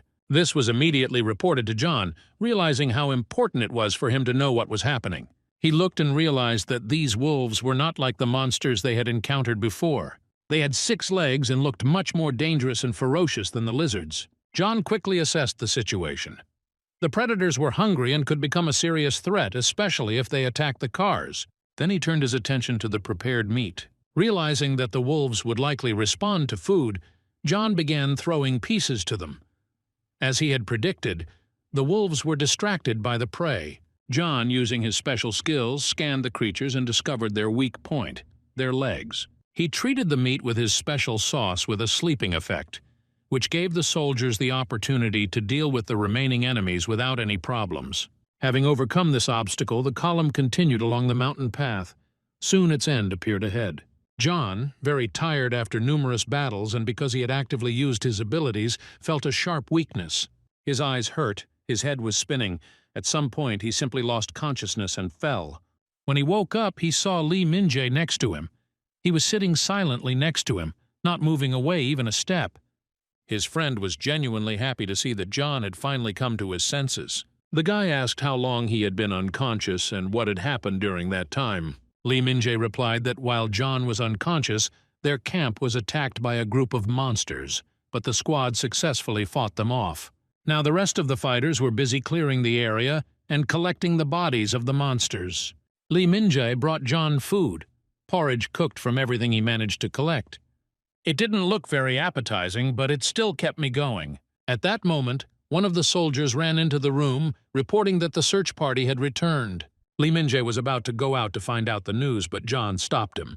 He was ready to take on leadership responsibilities again, understanding the responsibility that would fall on his shoulders. Their group settled in an abandoned farmhouse. Having unfolded the map, the soldiers realized that they were not far from the city, but going there was extremely dangerous. According to their information, the city was teeming with monsters. John suggested another option, to go to the barracks previously designated for high command. The idea of creating a new fortified stronghold was happily supported. After a brief meeting, it was decided to split into 3 groups of 10 people each in order to act more effectively and cover as much territory as possible. Those who could maintain communication from a distance were appointed as commanders: Lee Min-jae, John, and Kuang Il. Lee Sana decided to join John's group, and the 2 former bandits went with the rest. It was a great chance to test their loyalty. They agreed to carry out any assignments as long as they were fed afterwards. The next morning, the detachment set out, splitting into different routes to attract less attention. On the way, John talked to Lee Sana, asking how they managed to survive. The girl said that the biggest test was hunger. After all, when there is nothing to eat, people are ready to do a lot. Even monsters don't seem so scary when you're dying of hunger. John realized that the girl had gone through many trials. Suddenly, Lee Sana stopped him. The guy didn't immediately understand what had happened. But the girl listening said quietly, "She hears someone's heavy breathing." She was sure that there was a zombie nearby. Luckily, the zombies didn't see the threat and didn't notice their squad. John, Lee Sana, and the others hid in the bushes and watched the creatures carefully. Lee Sana explained quietly, "Zombies are easy to spot if you listen closely. Their heavy, raspy breathing gives them away. If you concentrate, you can feel them approaching in advance." Although zombies were relatively easy to kill, they posed a serious threat because they could hide and attack unexpectedly. Upon reaching the base, John immediately shared this information with the other fighters. Everyone listened attentively, realizing that they would now have to act even more carefully. The group leaders decided to survey the building, while the remaining fighters remained to guard the perimeter. However, as soon as they entered, they felt heavy breathing around them. Zombies were everywhere, hiding in the shadows and corners. The situation was becoming dangerous. No one knew exactly how many enemies were inside. They decided to retreat to prepare a clearer plan and gather more information. But suddenly, from above, from the ceiling, one of the zombies jumped on Kuang Il. John reacted instantly, drawing his knife and stabbing his attacker. However, the noise attracted a whole crowd of undead. Zombies ran from all sides towards the corridor where people were located. Lee Min-jae immediately ordered everyone to retreat, and the group managed to quickly leave the building. In a safe position, they began to discuss their next steps. John realized that the team was demotivated. The thought of having to fight with familiar people former comrades turned into zombies caused confusion among the fighters. To boost his morale, John decided to cook something special, food that could not only restore his strength, but also restore his faith in success. He also suggested that everyone consider that perhaps there were survivors inside the fortress who needed to be rescued. This would have given the fighters more determination. In the end, they agreed that they would try to clear the fortress and make it their stronghold. Having discussed the plan of action, John began cooking. The dish he was about to prepare was special. He knew full well how difficult their task was, to clear out the zombies and not let them bite anyone on the team. A normal stat boost was not enough.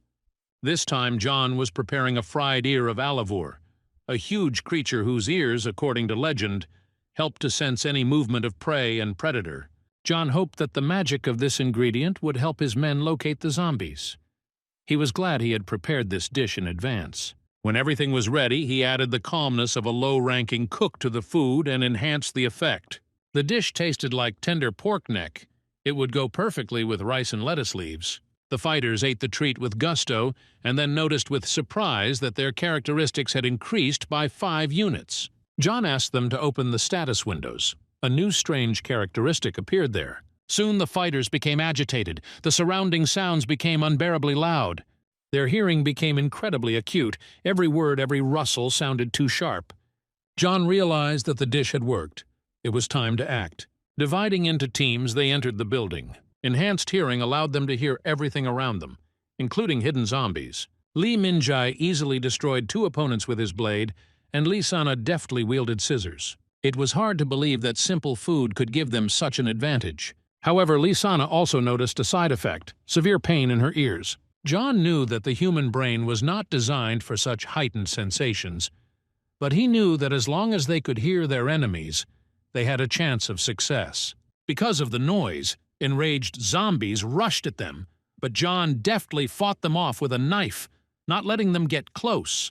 Some of the undead attempted to attack silently, but the team's enhanced hearing allowed them to react quickly. Having cleared the way, they headed to the officer's house. John ordered everyone to go up to the next floor. Working at this pace, they hoped to complete the operation without any force majeure. At the top, they were met by Kuang Il and Lee Min-jae. They reported that almost all the zombies had already been eliminated. Only one remained alive. But it wasn't just any zombie. It was the commander of their battalion, a man who was respected by all for his determination and leadership spirit. Now he was an evil, monstrous creature, ready to tear anyone apart. John looked at him with bitterness. There was no trace left of the man he had known. He knew this man, not like the indecisive Lieutenant Kim, but a real soldier among soldiers. John told Lee Min-jae that he wanted to deal with the commander himself. The boys gave him the go-ahead. John knew he had to do it. Grabbing his knife, he walked towards the enraged zombie. He rushed at him furiously, waving his arms. John dodged deftly, delivering precise blows. He felt that even in the form of a zombie, the commander retained his unshakable spirit. Kuang Il wanted to intervene, but Lee Min-jae stopped him. It was John's fight. He continued to fight, striking one blow after another. In his heart, he promised his former commander, under his leadership, the guild would become the strongest army that would protect people at any cost. After the battles, John's team decided to pay tribute to their fallen comrades. Everyone came together to see them off to a better world. They burned the bodies on a high pyre, saying goodbye to those who fell in battle. John knew that this should be enough to complete the farewell. But they could not grieve for long. There were still many things to do ahead. Lee Sana and the soldiers went on patrol to survey the area, while the rest were to strengthen the positions for the riflemen. At the evening meeting, they discussed plans for further action. One of the soldiers came up with an idea. He insisted that they needed materials. Lee Min-jae expressed doubt because they had very few bullets, and it would be extremely difficult to get them. During the discussion, it became clear that they would need much more resources to hold the new fortresses than they had expected. Then the same soldier said that with the help of the necessary parts he could strengthen their vehicles, turning them into something like armored personnel carriers. This, in his opinion, will make it much easier to obtain food and fuel. John listened to him carefully and asked if he was sure he could handle the task. The soldier assured that he was a military engineer and that such modifications were within his capabilities. John approved the plan and declared that this was now their main task. All other matters were pushed into the background. Night fell, John ordered everyone to settle down in their places to be alert and vigilant. He himself began making oil. He managed to collect some fat left over from the monsters. Since there was no electricity in the kitchen, we had to cook outside. The smell was disgusting. It was dense, animal fat saturated with different types of mana. But John knew that if used in cooking, it would adapt to the magic of the dish, enhancing the flavor and effect. Such an ingredient could become a real magical amplifier. The oil was ready. John sighed. Another step towards their survival had been taken. The next morning, the team met to discuss their plan of action. The military engineer said that there was a warehouse with materials not far from their dormitory. They used to go there when the base needed spare parts and equipment. John knew that even though the warehouse was far from the city, the way there was still dangerous, but they had no choice. He gave the order for everyone to get ready and prepare the vehicles for departure. Li Minjae carefully noted that it was very risky to travel by transport. The noise would attract the attention of monsters. However, John replied that they would have to take the risk, since there was no other way to transport the materials. Having gathered and prepared, the team set off. On the road, they were attacked by monsters, but their coordinated work allowed them to successfully repel the attack. There were no serious injuries. Along the way, John noticed that when they threw poisoned meat, the zombies did not react to it. They seemed to sense a hidden threat. He hadn't noticed this behavior before. The car was quickly approaching the warehouse. Once they got there, John assigned tasks.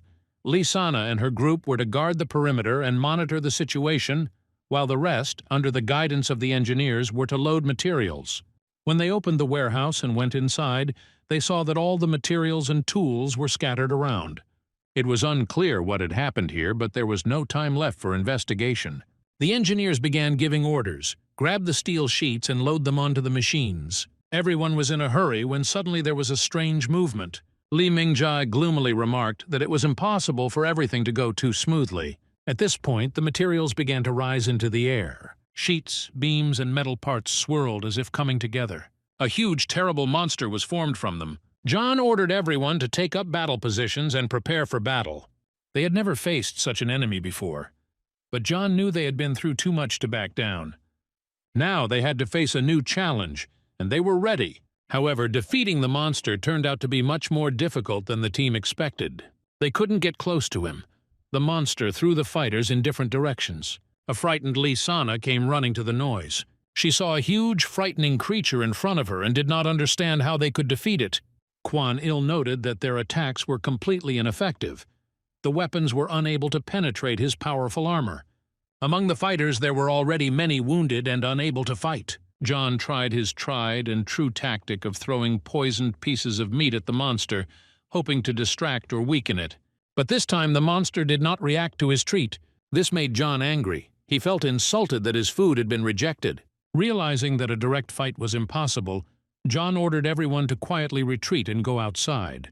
To their surprise, the monster did not pursue them. It seemed to be attached to the place where it lived.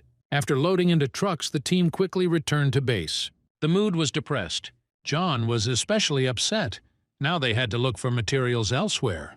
However, after scanning the monster, he noticed an interesting detail. The creature was still a living organism, which meant it had to eat something. He wondered, what does it eat? How to get to its weak spot, remove the armor, and get to the body. It was then that a military engineer came up with a brilliant idea. He assumed that the monster was feeding on metal sheets. They noticed teeth marks on them. This became the key to the solution. John decided to take a risk and cook the metal plates in a special oil he had recently created. He was determined that if the monster refused to eat his food, he would make him try it. John was seething with anger as he fried the slabs in oil. No one dares to reject dishes prepared by the chef himself. And then something unexpected happened. For this unusual cooking, the system awarded John a reward. His level of work with ingredients increased. He never expected to become the first person to open a new frontier in culinary art. The next morning, John brought the steel plate to show the boys. The engineer carefully examined the metal and noted that after cooking, the steel was not as strong as before. John hoped that his abilities would enhance the strength of the metal, but unfortunately, this did not happen. Nevertheless, the engineer praised John. He called it a grandiose discovery because changing the structure of metal is not something everyone can do. Taking the small fried piece of metal, John and his team got into the car and headed back to the warehouse. They decided not to tell the rest of the fighters what exactly they were doing for now. John didn't want to reveal his abilities, especially that he could influence emotions and impose various debuffs. Having approached the warehouse, they carefully entered the building. The monster had already begun to assemble itself from metal sheets like a construction set. Hidden within the metal shell was a small black shadow that used the armor to protect itself from the outside world. John threw the fried piece of metal into the structure. They watched with bated breath to see what would happen next. The monster immediately pulled the metal inside and greedily swallowed it. Suddenly, the metal plates fell from his body. In front of them was a small creature which was enthusiastically finishing off a piece of metal. The team looked at it in bewilderment. It didn't seem scary at all. They found it hard to believe that this was the same threat they had faced before. While the creature remained defenseless, it would have been possible to destroy it in order to protect oneself. But the engineer stopped them. He noticed that the plates the creature used were stronger than before. He suggested not to kill the monster, but to try to use it for their own purposes. This could be a huge advantage. With such power, they could create something great. Some of the guys thought it was too risky. They didn't know what to expect from the strange creature. But John decided to take the risk. They built a cage, placed the creature in it, and named it Mac. The vehicle was loaded with strong metal sheets, after which the group headed back to base. A few days later, the engineers reported that they were ready to present their creation. It was a huge machine reinforced with spikes. At first, her appearance caused general bewilderment, but soon everyone realized that they were looking at something special. Thanks to the powerful spike installed at the front, the machine could cut through the monsters that came their way. John realized that this machine would be very useful in the future. Lee Minjai asked the engineers about Mac's condition. He was told that he was fine. He was being fed sheets of plates, which he instinctively strengthened, creating a strong material. If they can speed up this process, they might be able to gather enough material to build a defensive wall around the base. This idea was liked by everyone without exception. With food supplies running low, the group decided to head to the nearest large store to get some provisions and medicine. Lee Sana noted that the store might be empty, as it might have already been looted by people. However, since the new machine needed to be tested, the group unanimously decided to try to find at least something useful. Having loaded into the car, they set off on their journey. Along the way, they encountered monsters, which they successfully destroyed with the help of their transport.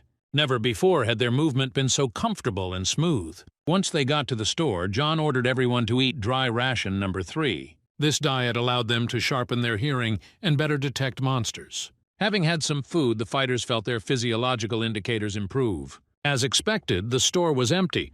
There were no products left. The only thing they found was a zombie corpse. In order not to return to base empty-handed, the group decided to explore the surrounding area. Suddenly, John heard a sound that caught his attention. He ordered everyone to freeze and be on guard. The sound carried through the next room. There was clearly something there. The group noticed that the sound was coming from behind the door. It was faint and cautious. The soldiers decided that there were monsters hiding behind the door, preparing to set up an ambush. Kuang Il kicked the door open, and inside they found 2 frightened children. It turned out that the children got to this place on their own. Previously, they were part of a group led by their uncle. When they got to the store, they tried to find some food, but they were attacked by monsters. The uncle ordered the children to save themselves and run as quickly as possible. All this time, they hid in this room, eating canned animal food. John felt sorry for them. He saw that the children were scared and tried to calm them down, assuring them that no one would harm them. However, the children were still wary of the group. The sight of people in uniform scared them. Then John decided to call Lee Sang for help. The girl came running. It was in such situations that she was irreplaceable, as she knew how to find a common language with the survivors. She managed to calm the children down and convince them that there was no danger from them. The children were very hungry. John ordered to make a fire to feed everyone. They had to decide what to do next with the children they found. Taking them with them was extremely risky, as the group was already having a hard time taking care of those already with them. 2 extra children could create even more problems for their group. John understood that they could protect these 2 now, but the further they went, the more survivors they would encounter along the way, and they would not be able to help everyone. The children really liked the food. They hadn't eaten anything tasty for a long time. John approached them and handed them a bag of dried meat, explaining that this food would be useful to them for their further survival. He said that one small slice of meat would be enough to fill you up, and the smallest piece should be saved for emergencies. The girl asked when this last incident would happen. John replied that this would happen when they were forced to leave this place. The children realized that they were going to be abandoned and were very upset. This decision was difficult for John, but as a leader he made it, realizing that the group was already constantly risking their lives, and he did not want to take responsibility for 2 more children's fates. He tried to convince the girl that it was safer to stay here, but she did not agree with him. The girl offered a deal. She knew that John and his group were looking for food, and she could show them the huge supermarket they had been to earlier, where there were still some groceries. John wondered if children might be more useful than he thought. He doubted that there were any more supplies there, but the girl assured him that everything was still there. She saw the adults die, and none of them were able to take the food. John wondered what kind of monster they had encountered there, if even the adults couldn't stop it. Meanwhile, the soldiers outside continued to observe the situation. Lee Minjae noted that the conversation lasted longer than planned. He felt sorry that John had decided not to include the children in the group, but as a loyal member of the team, he understood that they should support the leader's decision. The difficult conversation inside the building continued. John explained to the children that their group was unusual. They were not just trying to survive, they were trying to capture as much territory as possible. The girl didn't immediately understand what he meant. John then explained that their goal was to increase their influence in the region, which is why they encounter monsters so often. Joining their group means taking a huge risk. But the girl made a firm decision. She and her brother no longer wanted to hide. She said they wanted to join John's group. John hoped that her intentions were pure and that she genuinely wanted to help them find food, rather than seeking an opportunity to avenge the deaths of her loved ones. He told the girl that if she was still preoccupied with revenge, then they were not on the same page. Lee Sana tried to convince him that they were just children and couldn't think about revenge. However, the girl admitted that she had really wanted revenge before. John replied that in that case they could not accept them into the squad. But the girl explained that was before, and now their goal is survival. If they think about revenge, they will die, and then the death of those who protected them will be in vain. John liked this answer. He changed his mind and was ready to accept the children into the team. The girl was delighted, but John set one condition. At first, she didn't understand what he was talking about, and then John explained, they wouldn't just be people who needed to be protected. They would become full members of the squad. This means that they will have to fight militantly for their lives, the girl agreed, because before this she had already defended herself and her brother. Meanwhile, Lee Minjae managed to convince the other soldiers that saving the children wasn't such a bad idea. Taking a truck, the group went to the shopping center. On the way, the girl told them that a ghost lived there, an invisible monster that attacked from all sides. The soldiers were alarmed and did not know how to deal with such an enemy. But Lee Minjae raised their morale by reminding them that they had previously defeated Mach, a huge and powerful monster, and so they could handle this one too. When the truck pulled up to the building, everything in the supermarket was as the girl had left it. But her uncle's body was no longer there. Suddenly, something invisible attacked them and injured Lee Minjae. John feared for his friend's safety and rushed to his aid. He couldn't see the enemy, which meant he couldn't use his powers to scan the enemy and find their weak points. Lee Minjae was seriously injured. John could not find the enemy nearby. He ordered everyone to remain in their positions and the medics to immediately provide assistance to their comrade. John realized that his ability to detect objects was not working because he could not see the monster itself. Then he decided to use his special skill, searching for ingredients. After scanning the surroundings, he managed to identify a foreign element, a blue drop. John realized that this was a part of a monster they had never seen before. He informed the team that he had spotted the monster and asked a couple of people to cover him. The girl watched John in surprise. She did not understand where he got such unusual abilities from. John threw his blade into the box of candies where the drop had previously been. A blue cloud rose from the box. This was the true form of the monster. Now John was able to scan it for vulnerabilities. He saw that the only way to kill the monster was to hit its core. Without wasting any time, John rushed at the monster and struck straight at the core. John's blow caused the ghost's essence to spread across the floor. The soldiers looked at her with disgust. It looked like jelly.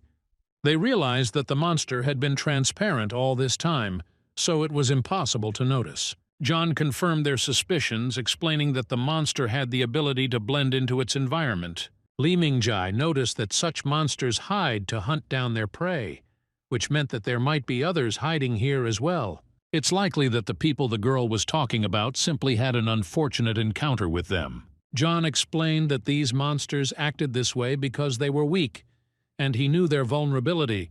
In the center of their bodies there was a small amount of black, jelly-like substance. It was necessary to strike precisely there in order to defeat them. This was the only effective way to destroy them.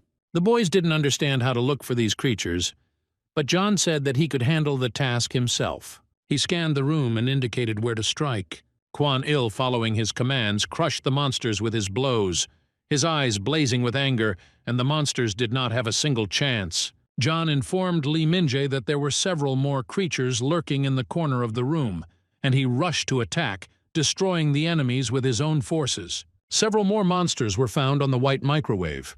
John, watching through binoculars, directed the soldiers, and they successfully dealt with them. The girl watched the fighters with admiration. It seemed incredible to her that they could catch monsters so easily. But suddenly the situation changed. The monsters began to become active, appearing everywhere. John didn't understand what was going on around him. In his experience, it didn't bode well.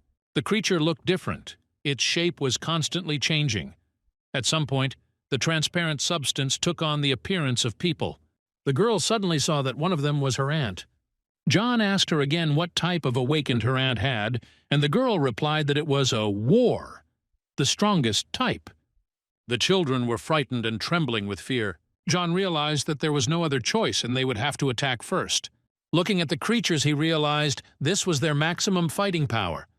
The soldiers prepared for battle and moved towards the enemy. Kuang Il delivered a powerful punch, sending the creature flying to the side.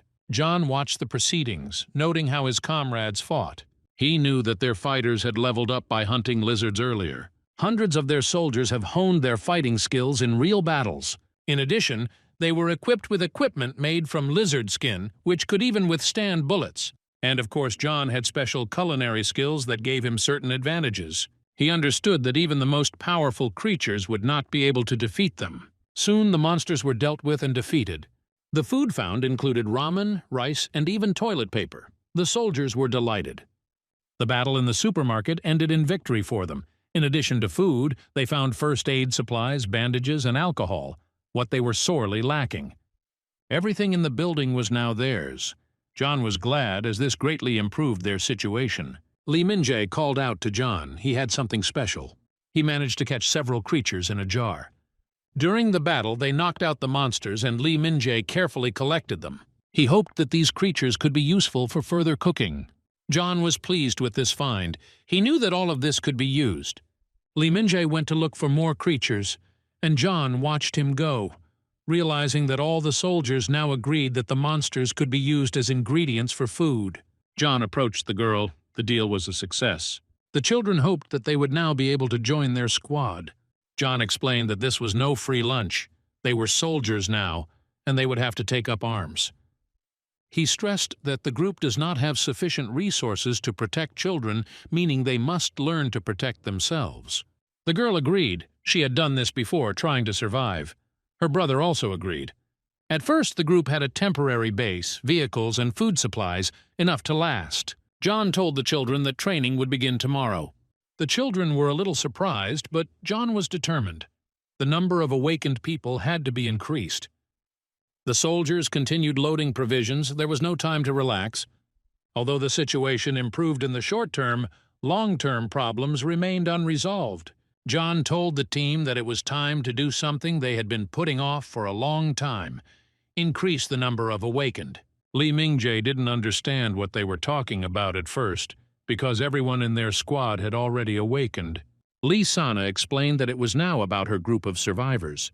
The boys looked at John in surprise, realizing that the task would not be easy. In the end, Li Mingjai admitted that survivors really should be able to protect themselves, and with their experience, they could help do so safely.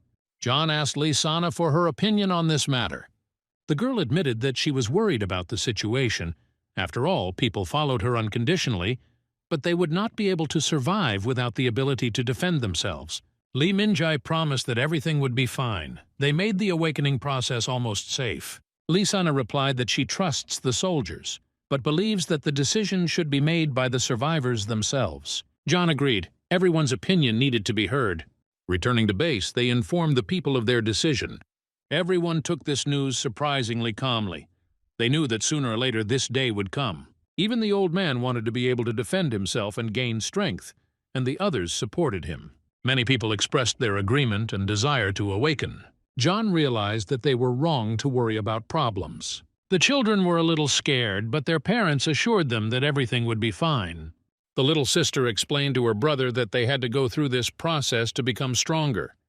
The result was unexpectedly good. John and Lee Sana were pleased. Everyone showed courage. The soldiers organized themselves into teams and began hunting lizards. Holding half-dead lizards, they gave people weapons, and they finished off the creatures, awakening. The number of awakened people grew rapidly. People one after another received abilities. Some became ice mages, some fire mages. The old man looked at his status window in surprise. His ability turned out to be Chief Blacksmith. Although he himself was not delighted, Lee Sana was very happy that Grandpa Park woke up like this. John was also pleased. This was quite expected because he knew how to sharpen swords very well. The increase in productivity was a huge benefit for the entire group. John was about to prepare dinner when one of the soldiers ran up to him with urgent news. They had found new survivors. John and Lee Sana looked at each other in surprise. Neither of them expected this. A group of people found themselves surrounded. They were attacked by a huge monster resembling an elephant. The monster struck from different sides and people tried to defend themselves. John and his soldiers watched from the sidelines. The guys came to the conclusion that this was not their fight and there was no need to interfere. But John understood that there were ordinary people there, and he couldn't stand aside. They had to save them. He gave orders to Kuang Il to help the people and destroy the monster in their path. After the monster was defeated, the soldiers approached the survivors. They retreated back in fear. They were afraid of the soldiers and considered them deserters. John didn't understand why strangers had such an attitude towards them. People begged them not to kill them and just let them go. The guy assured them that no one was going to harm them. One of the men said they had no food supplies and were just going to move on. The soldiers were irritated. They did not like to hear such accusations. They did not consider themselves deserters and did not understand why people thought otherwise. Lieutenant Kim stepped forward and assured the people that the soldiers were indeed not lying and wanted to help. Gradually, people's opinions began to change, and they calmed down a little. Lieutenant Kim noticed that their fighters could be of assistance, and John saw how good Kim was at negotiating, really able to influence people. John offered the men to join their battalion, but the man refused. He said that their group had previously encountered military personnel when they reached one of the military bases. The local military, having seized the weapons, simply abandoned the base and fled. Then they started using weapons against ordinary people, robbing them. It was this gang, according to the man, that was currently operating in this area. Therefore, their people took John's detachment for enemies and considered them deserters. The man said he couldn't trust strangers and they would just move on. John realized that the man was simply being cautious. In his place, he would have behaved the same way. The man also mentioned that a group had recently cleared out a huge store here, and word had gotten out. They were looking for these people. The soldiers looked at the man in surprise. Who could have spread such a rumor? The men said they wanted to find a group of survivors and join them, as they had food supplies and could protect them. John didn't object, he just told them to be careful. The man promised that if they met again, he would thank the soldiers for saving his life. After this, the group of people set off on a long journey. John made a mental note that they urgently needed to find that very group of deserters who were disgracing the name of the military and deal with them.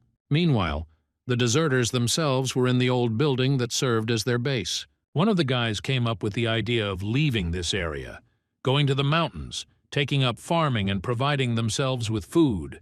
The other one replied that he was dreaming. They couldn't just go to the mountains and live peacefully. If the monsters that attacked their previous base were to discover them, they would die very quickly. The man objected that it was still better than subjugating people and turning them into slaves. His comrade responded sharply that if he did not agree with this way of life, he could leave. No one was holding him back. Suddenly, a lookout came running and reported that they had noticed a small group of people. This was just what the deserters needed, men who could be turned into slaves. They began to prepare for the attack. Watching the approaching people, the deserters saw that they were in military uniform. At first, they decided that it was risky to attack, since it was difficult to deal with the military. But one of them noticed that the soldiers had no weapons. They probably lost them when they fled. This changed the situation in their favor. The chances of capturing men increased significantly. Their leader said that he could deal with the group of soldiers on his own. Holding a weapon in his hands, he approached the group and demanded that they hand over all their things. Kuang Il immediately understood. This was the very same gang of deserters that everyone spoke of with horror. They didn't have to look for her for long. They found her very quickly. John had no intention of complying with the armed bandits' demands. The man then warned that there were shooters behind them, and that if they did not obey, they would be fired upon. But, noticing that there were no awakened ones among the deserters, Li Mingjie proposed to subjugate these people. John liked the idea. He ordered his boys to attack. The soldiers rushed into battle. The deserters did not understand what was happening. The soldiers moved incredibly fast, delivering lightning strikes. None of the enemies even had time to fire. Everyone was disarmed and calling for help. The deserters were caught very quickly. They had no chance against the fighters of their unit. John and his group didn't know what to do with them next. The men tearfully begged to have mercy on them and let them go free. They swore that they did not wish harm to anyone and were ready to give up all their bullets in exchange for their lives. But their leader was not going to give in so easily. He said that he would not move from the spot. It would be better to let them kill him. Suddenly they noticed a monster, huge like a bird. The guys realized that others would soon come for him. The deserters became frightened and began to ask John and his men for protection. John offered them a choice. If they went with them and joined their ranks, then they would be protected. They will take with them everyone who agrees to join the battalion. Having given the fighters the miracle meat he had prepared, which had unusual properties and increased speed, John and the team rushed away from the dangerous place. Those deserters who could not run quickly were carried on their backs. It was a magical feeling. They were racing faster than cars. Kuang Il noticed with a smile that John had really put in the effort with his snack. Having reached the base, John rested for a long time. His legs hurt a lot. Meanwhile, Li Sana was looking after the deserters. They had not yet woken up and were in serious condition. John asked the girl to continue to follow them. Li Sana noticed that her little sister and brother had awakened today, becoming the last of the survivors to gain abilities. Now there are no unawakened people left among people. John checked the status window. His legion had grown, the number of people had increased, and now everyone had abilities. The next day, John gathered everyone on the street and announced that they needed ammunition. One of the warehouses where they were previously stored was located nearby. Lieutenant Kim noted that although getting there is dangerous, the soldiers must do it for survival. John saw how easily Kim took on a leadership role when required. He understood that despite the risk, there was no other way out. If the shells explode and cause a chain reaction, people could die, so they need to be extremely careful. No one knew what monsters were lurking in the warehouse, and no one could guarantee that everything would go smoothly. Their main goal was to restore the military base and improve their position, and to do this, they needed to work together. The team carefully prepared for the raid on the ammunition depot. They split into groups because the deserters could not indicate the exact route. Luckily, Lieutenant Kim remembered the path leading to the warehouse, which reduced the risks. They had combat vehicles and a trailer with food, and they were ready to move out immediately. As they approached the base, they noticed a suspicious silence around them. Recalling the artillery team's recent battle, Li Mingjie guessed that all the zombies might be inside. John thought, in one day, their squad had survived attacks by more than 10 monsters, and he didn't understand why this was happening.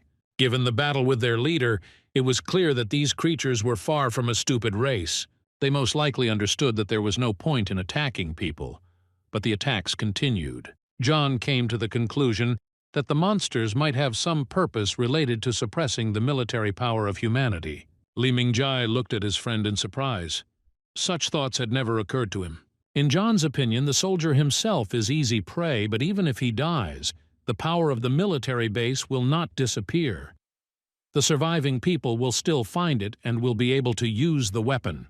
If the monsters really want to suppress the power of humanity, then they are unlikely to allow the ammunition depot to be recaptured so easily. Lee Min-jae found John's arguments quite convincing. John hoped that it was just his suspicions, and that there would be no monsters inside. He gave the order for everyone to get ready and led the squad forward. Instead of dividing their forces, they decided to move together, checking each area. The warehouse turned out to be truly enormous, going deep under the mountain. Since there were no monsters on the way, the soldiers were not too worried yet. Lee Min-jae ordered everyone to be on guard. Caution was always appropriate in their business. John and his team volunteered to go in first, hoping his fears would not be confirmed. Opening the doors, they walked inside. The room smelled terrible and everything around was covered in cobwebs.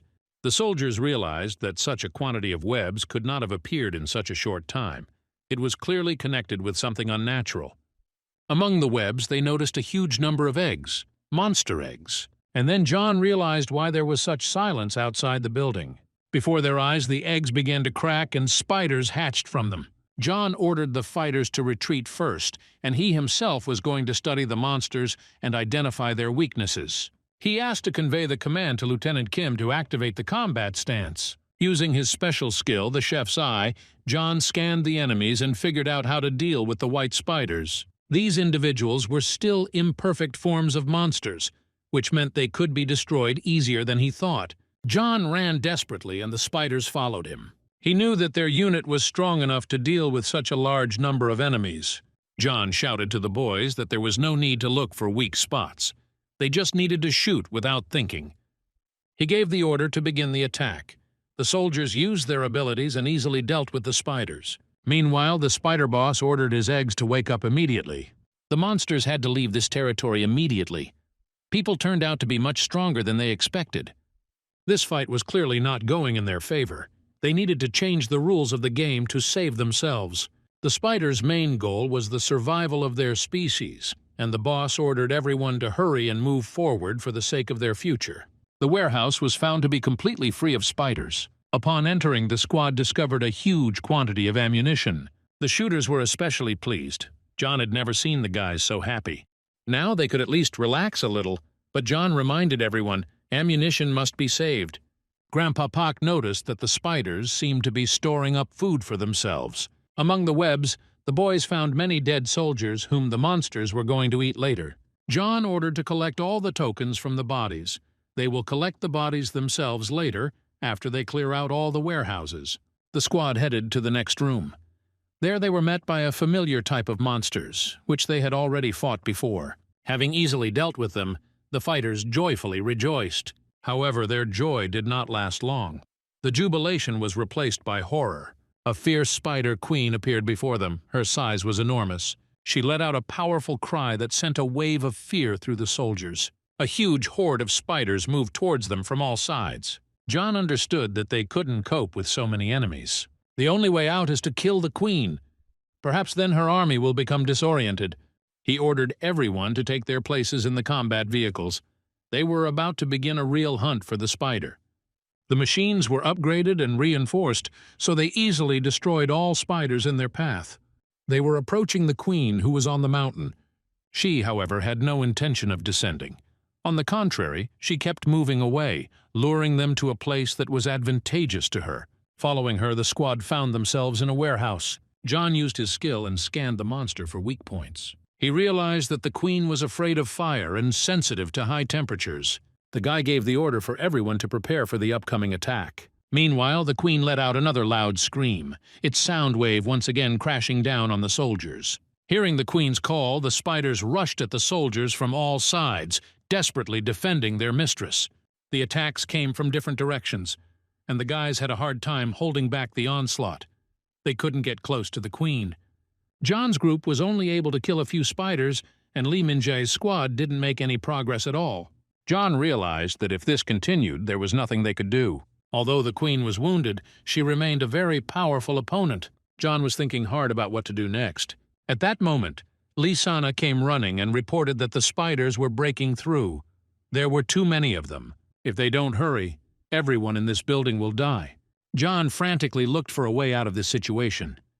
Suddenly his gaze fell on the ammunition and he had an idea. He urgently ordered that the fire mages be called to him.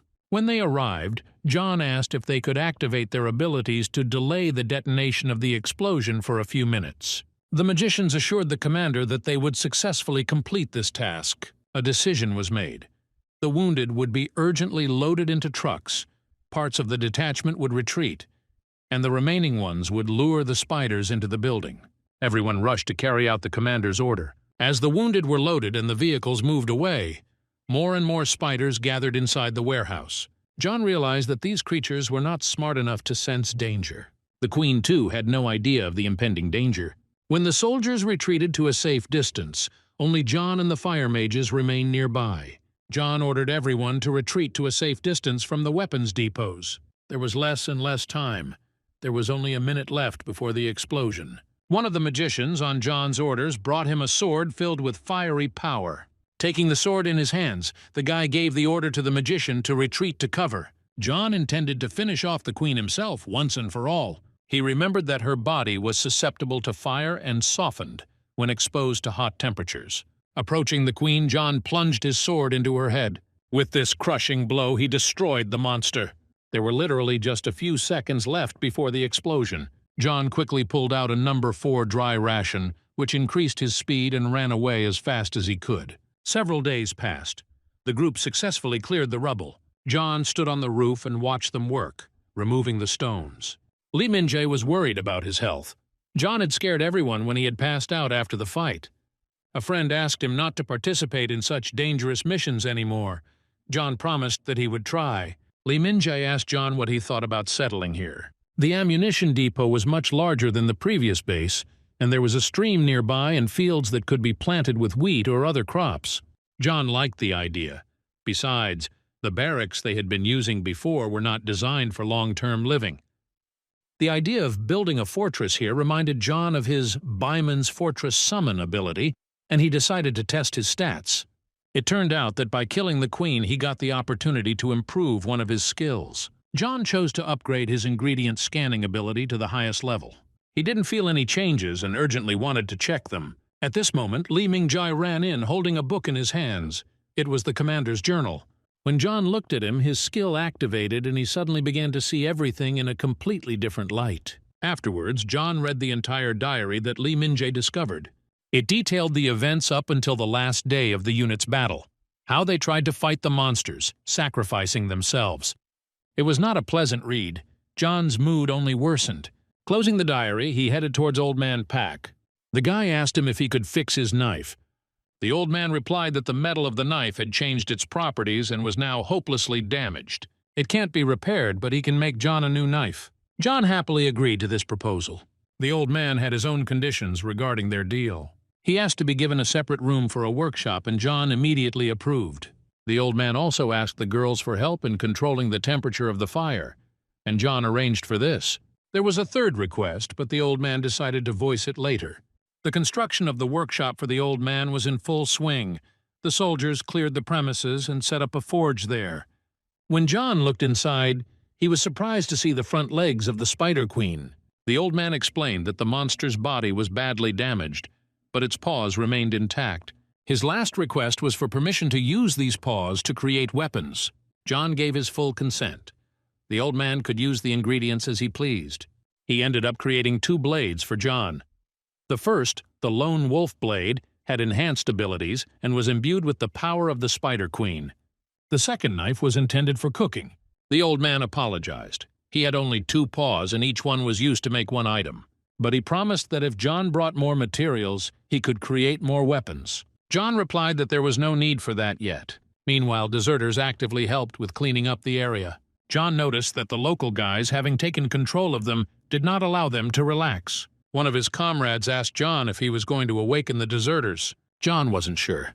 He was afraid that if they got stronger, they might run away. Then it was time to get the canteen set up, and the team headed there. At this time, in the middle of the ruined city, a group of people gathered. They had something to discuss. They exchanged information about where survivors might be and where provisions could be found. The woman reported that, according to her information, a large group of survivors were military personnel who had taken refuge at one of the military bases. The men became wary and asked where she got such information. The woman refused to reveal her sources but reminded them that she had not deceived them before and asked them to trust her. The men really had no reason not to believe her. She had saved their lives last time. However, they began to doubt. What if these are the deserters everyone is talking about? Maybe they are just pretending to be normal. One man suggested checking the information and contacting the military. The rest were against it. No one knew what condition these soldiers were in. Perhaps they themselves had neither weapons nor supplies. The woman insisted that the only way to check was to talk to them, and she suggested that her group do this. This ended the exchange of information. 10 days have passed since the battalion captured the supply depot. The base, which had now become their fortress, was completely transformed. It was equipped for a full life. The weapons that Old Man Pak and his engineers had made in the workshop were distributed to all the awakened. The fighters really liked it, and it turned out to be convenient even for magicians. The group began discussing the possibility of going into the city. John knew it was risky, but the system demanded a battle for occupation. Li Mingjai agreed. They needed to expand their territory, but first they needed to conduct reconnaissance. Kuang Il supported this idea, considering it quite reasonable. Li Sana's vote was also taken into account. The girl expressed her consent. The decision was unanimously made to prepare for reconnaissance. Before setting out into the city, they fortified themselves with dried meat, which they always carried with them. In the abandoned city, all they found were corpses. This was expected. While they were strengthening their base, a brutal war for survival was going on among the people. Li Mingjai asked John what to do next. Finding survivors was extremely difficult. John hoped that they would still find someone because in order to carry out occupation operations, they needed to expand the army. If they delayed, they could find themselves at a disadvantage in the future. They had already decided to return when John heard a sound, a metallic clang. He looked towards the source of the sound. It could only mean one thing. People were fighting each other. Meanwhile, another group of people fled, trying to hide from their pursuers. A large military detachment stood in their way. They were surprised to see soldiers among the dead and abandoned city. Soon their pursuers appeared. Seeing the military, they decided that these were the same deserters who had settled nearby. John didn't understand what was happening, and people didn't know what to do. One group wanted to catch the fugitives, and they, in turn, desperately tried to justify themselves, saying that they were attacked. One of the pursuers approached the military and explained that the fugitives were thieves who had stolen their things. He asked permission to deal with them himself. John wanted to know more information about the current situation. Li Mingjai felt that the real criminals were the ones demanding the fugitives back. The men tried to justify themselves, explaining that they were attacked first and asking for help. Others, more strict, simply demanded to know where the food supplies were. John realized that the stories he had heard did not add up. Someone was lying about what was happening. He activated his enhanced material identification skill. One of the men offered a deal. If the soldiers closed their eyes and walked past, they would share the stolen supplies. But John, looking at his status, saw that he was facing a budding serial killer. The guy was glad that he had upgraded his identification abilities. Now nothing could escape his sight. Seeing that they had been found out, the pursuers decided not to engage in a fight with the military and began to flee. John immediately ordered his soldiers to catch up with them and capture them. The pursued tried to hide in the building, but the soldiers surrounded the structure and decided to leave them there because there were monsters inside. Meanwhile, John decided to interrogate the second group of people they encountered. He ordered that a room on the second floor be prepared. He wanted to hold the meeting in person. But before going there, John received a message from his friend.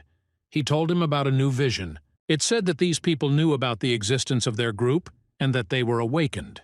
John took this information into account. A woman who turned out to be blind was waiting for him at the interrogation.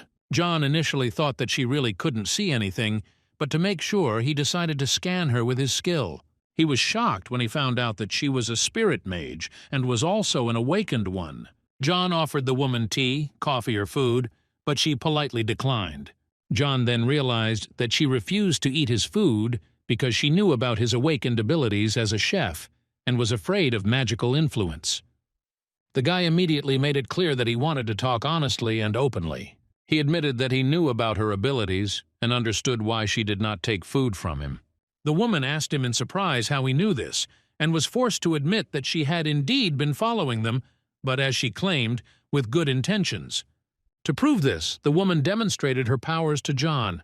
A blue glow appeared around her, and she summoned a water spirit, whom she called Droplet. John scanned the water spirit and saw that its freshness was excellent, and its identification was water spirit. Thanks to this, he gained new insight in dealing with low-level spirits. The woman told John that Droplet, that was the name of the spirit, was afraid of him. John was surprised. He didn't understand what he did wrong. She explained that it was probably the way he looked at her. Droplet decided that John saw her as prey and was afraid. At this point, John realized that the spirit had noticed his gaze through its ability to identify materials. John asked the woman if it was with the help of Droplet that she had been tracking their squad. The woman confirmed that she could see through the droplet and used it to observe the surrounding area, checking if there were any monsters or zombies nearby. She was also able to spot snipers and even determine transport routes. John was amazed by her abilities. She was essentially like a living drone. The woman explained that she could see wherever there was water, and with this help she went around the springs to watch John's detachment. However, when she saw how strict they had become in harvesting resources, she felt that joining their ranks would be difficult. Instead, she decided to approach and offer a deal. But then they were attacked by a group of people, and the woman admitted that she suspected it was more than just a random raid.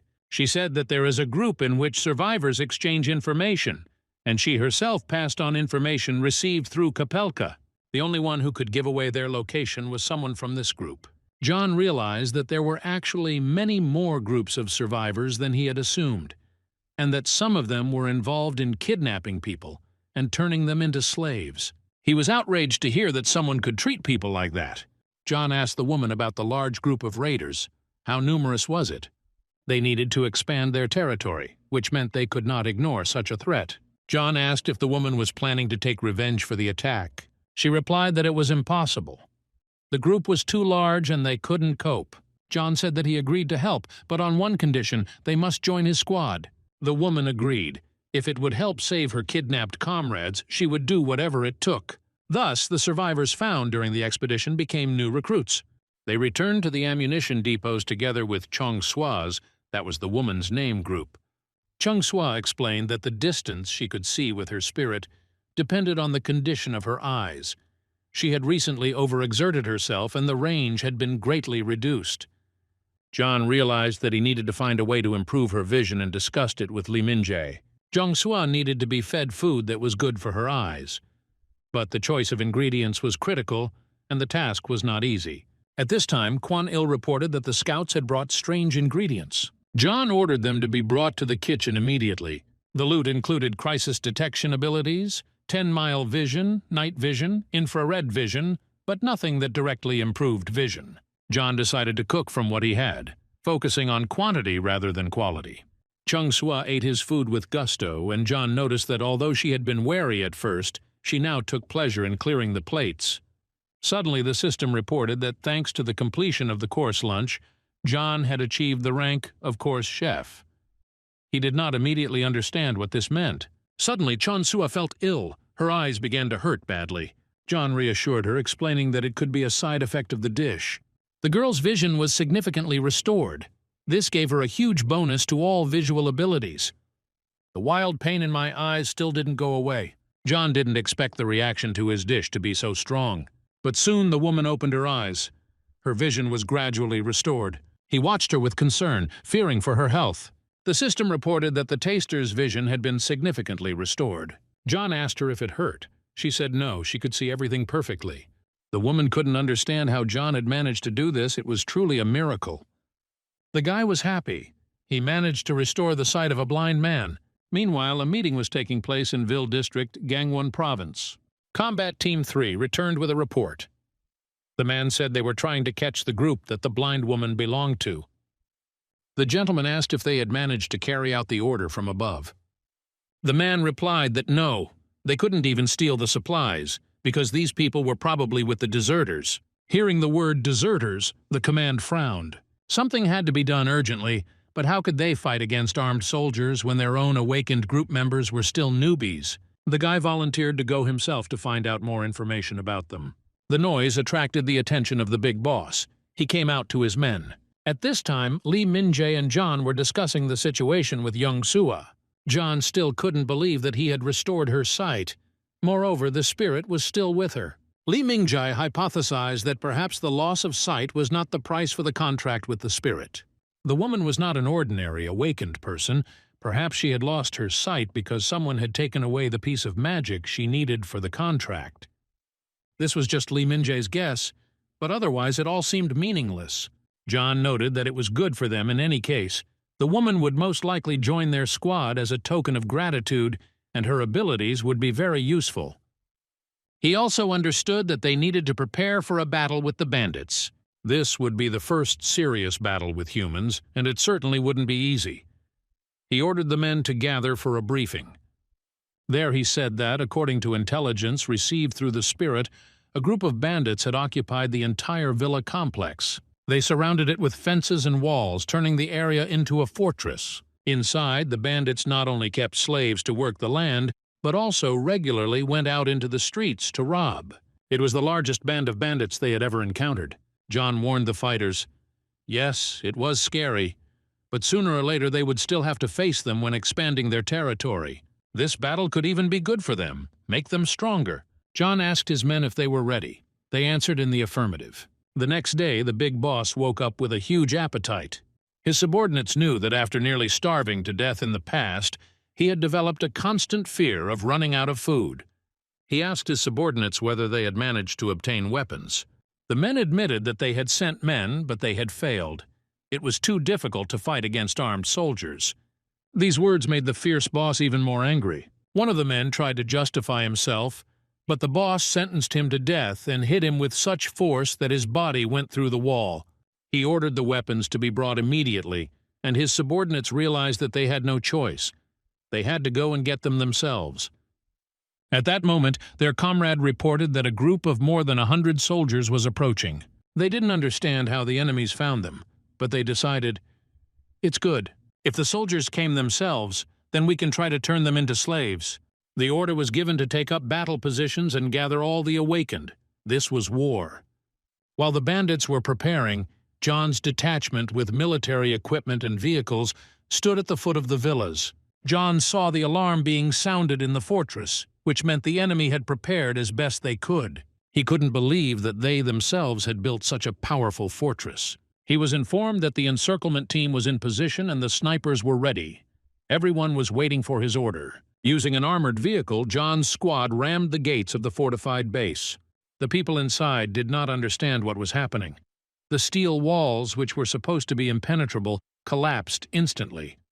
A wave of panic swept over them. They had no chance of winning the upcoming fight on their own. Deciding to retreat and wait for the boss to arrive, they began to regroup. John ordered to capture as many robbers as possible. He coordinated the actions. The squads of magicians and warriors were to take up combat positions, and the rest were to act behind the defensive squad. John was pleased with how well the team worked together. Meanwhile, the robbers realized that they would not be able to win. The soldiers who attacked them were high-level awakened. They were waiting for only one thing, the boss's appearance. And then there was a powerful explosion that deafened everyone around. John realized the boss had finally arrived. He ordered the soldiers to prepare their weapons. When the big boss came out, people could hardly believe their eyes. How could a man be so huge? John assessed the situation. Their warriors should be able to handle it. He gave the command to attack. The boss realized that these were not just soldiers in front of him, but awakened ones, and this excited him. He grabbed one fighter by the head, bit his throat, and threw the body away. The soldiers were shocked by the scene that was happening before their eyes. The next one to attack the boss was an enraged Kuang Il. He landed a powerful blow, knocking the monster off its feet, and continued to attack furiously until he knocked the boss out. The robbers, seeing the defeat of their leader, were horrified. They were at a loss as to what to do and decided to grab the remaining food supplies and run away. But suddenly the boss grabbed one of them by the leg. The guy turned around in horror. The boss was alive. He killed him with one blow and declared that all traitors would become his food. The boss rushed at his own men, throwing their bodies around. The military watched this with undisguised horror. John scanned the boss and saw that he had the title of chef's enemy and an unusual appetite. The system has activated a work quest. Kill an enemy with an unusual appetite to earn a random skill book. As John completed quests, his combat abilities increased. He quickly assessed the enemy. It looked scary. John informed the squad that the boss had become so strong because he literally ate people. He ordered Kuang Il to attack with an armed detachment and the rest to surround the area and catch the fugitives. The man rushed into battle but soon realized that it had become much more difficult to beat the boss. He had clearly become stronger. The boss responded with a powerful blow, declaring that he would eat Kuang Il last. The fighter flew far to the side, loudly hitting the wall. Lee Min-jae watched the events on the battlefield with concern. The rest of the guys didn't know what to do next in this situation. The snipers asked for permission to shoot, but John said he could handle it himself. He ate dried spider meat from a racron. It enhanced his abilities. John knew he had let the team down and now had to make things right. Grabbing his knives, he charged into battle, activating his chef's eye. This skill revealed to him the secret of how to deal with those with unusual appetites. The boss noticed that John was the leader of the squad and prepared for battle. But John rushed forward with knives in his hands, determined. As the boss struck, John grabbed his arm with his teeth and sank into the flesh. Blood gushed from the wound into which the last queen's resentment had penetrated, a critical blow. John felt his body fill with strength and become lighter. His knives cut through the boss's skin without much effort, as if it were paper. John was pleased. He intended to destroy this monster for encroaching on his team. The boss continued to deal crushing blows to the soldiers. They did not understand why this monster became so crazy and strong in a short time. John gave the order for all troops to retreat. He was left with only a knife and knew that he could not attack directly. He decided to use his pre-prepared bait. The guys warned him that it was too dangerous, suggested retreating and waiting until the monster got tired. But John asked them not to worry. He intended to finish everything here and now. The monster was angry. The man had dared to hurt him, and now he wanted to kill him. John, on the contrary, confidently walked towards the enemy.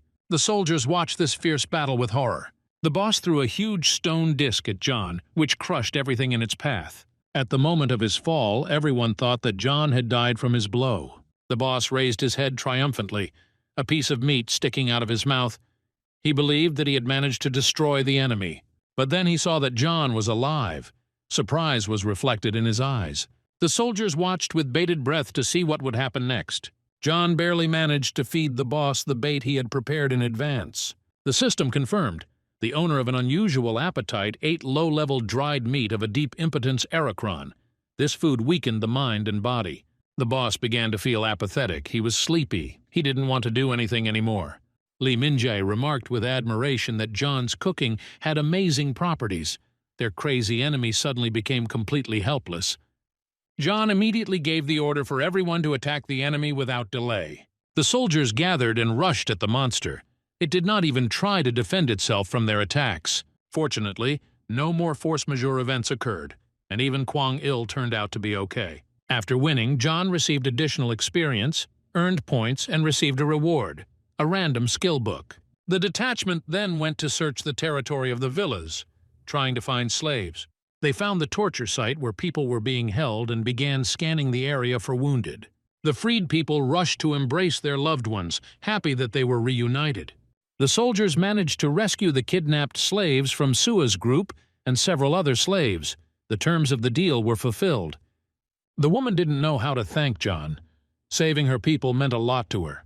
But he said there was no need for gratitude. She was now officially a member of their squad. Hearing this, the woman smiled and said that from now on he could address her as you. Sua had important information that she wanted to share with the guy. John became curious about what this woman could tell him. Sua reported that the world had become like a game reality. This was known to any awakened one. She asked him if he had ever played games. John replied that he wasn't a big fan, but yes, he had experience. Then Sua said that he would appreciate the importance of her information. She was going to tell him about the dungeons. And then the woman asked, had he ever heard of them?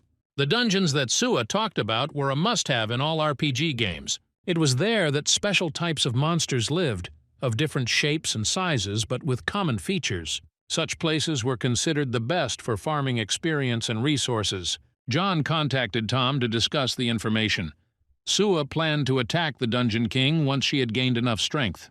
Tom conveyed his thoughts on the matter by asking John what he thought. He supported her decision. If an opportunity arose, it had to be taken advantage of. Tom also noted that there was something special about the place in question. However, he thought that now was not the best time to go there. The friend could not explain the reasons exactly, referring only to intuition. The moment was extremely inopportune. Meanwhile, John reached level 19. He had accumulated enough points, and a random skill book appeared in his inventory. This book granted one random skill related to the user's profession and could not be transferred to others. Upon opening it, John gained the skill Absolute Taste. This skill allowed him to feel the taste of a dish as accurately as possible, including the smallest details. It also increased the efficiency of cooking, but only affected John himself. At first, the skill seemed useless to him. He did not understand how taste could help in battle. It seemed to him that his whole value was in enhancing the effect of food. Curious about the potions, John went to the infirmary to find out if they could be considered food. The medic explained that potions, especially those that boost stats, are more like energy drinks or tonics, and therefore can be considered drinks. This opened up the opportunity for John to cook them himself. He tried to brew a potion, but his skill was too weak to recognize the ingredients. Frustrated, he spent his points on buying ready-made potions. They had an effect. One of the characteristics increased by 5 points. It became clear that the skill Absolute Taste also improves the effect of potions. John felt a significant increase in strength. Soon Tom wrote to him, surprised to report that the negative outcome his gift had previously predicted had suddenly disappeared. John explained that he had simply improved his stats.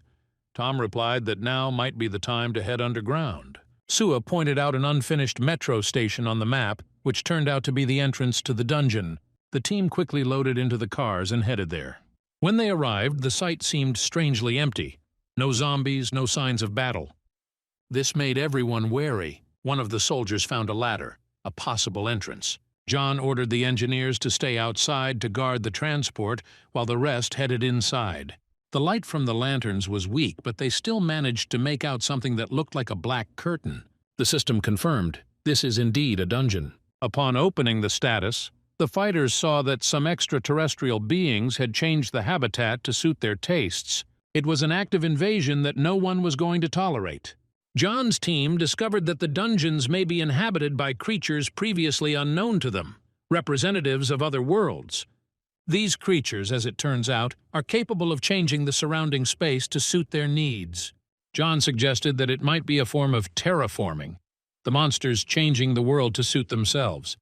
He also understood why it had been impossible to enter this place before. Li Minjae expressed surprise that such a scale of change was even possible. Li Sana was worried about how dangerous these new monsters could be. John believed that his previous opponents were only weak representatives of another race. Upon discovering that the entire subway station had undergone a transformation, the squad panicked. Some fighters began to doubt whether it was worth continuing to advance inward.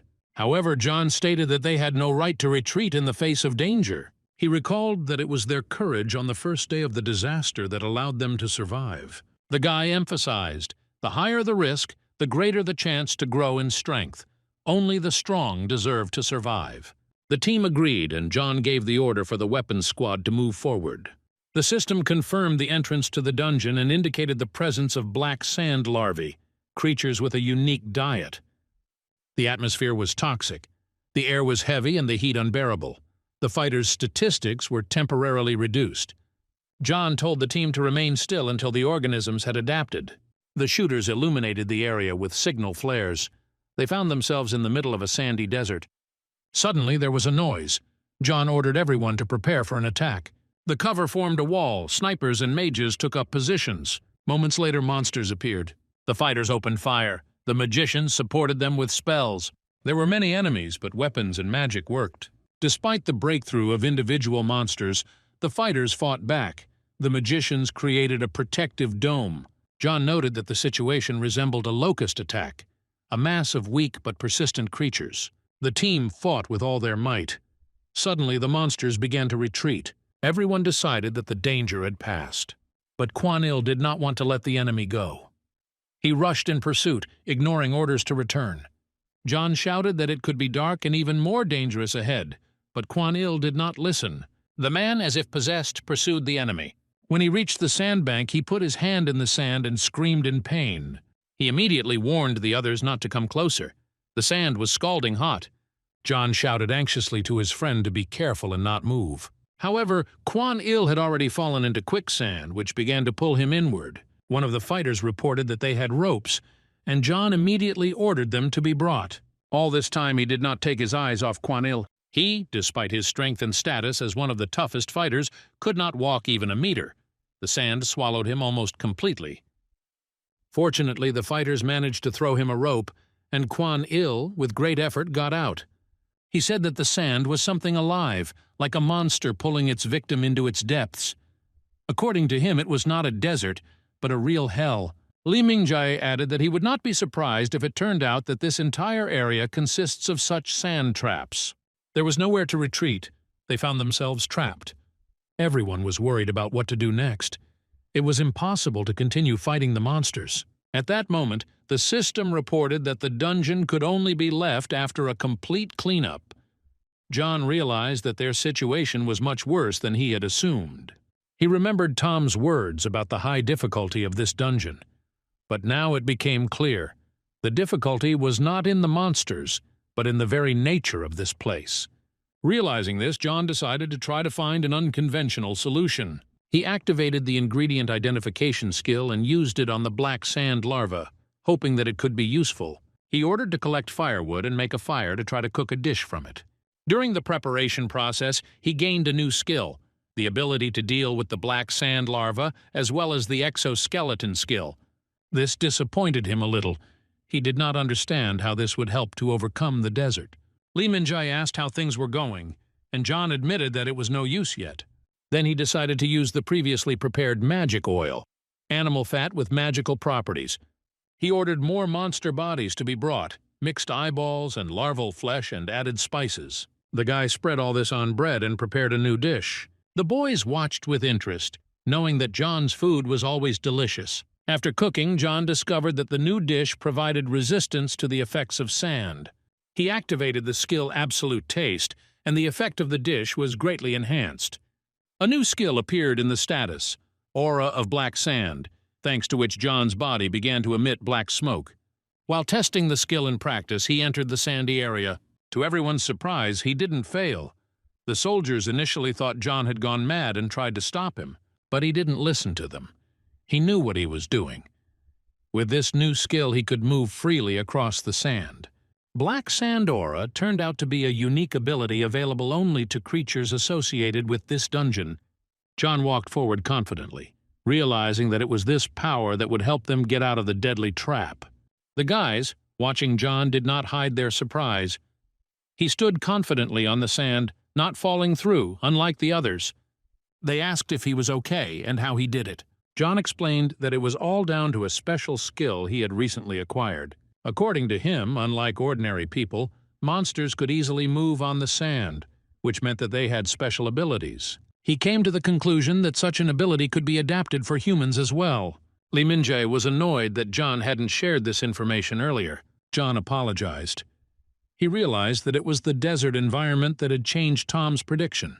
Kuang Il asked if this ability could be passed on to others, but John admitted that the effect of his skill, Absolute Taste, only affected him.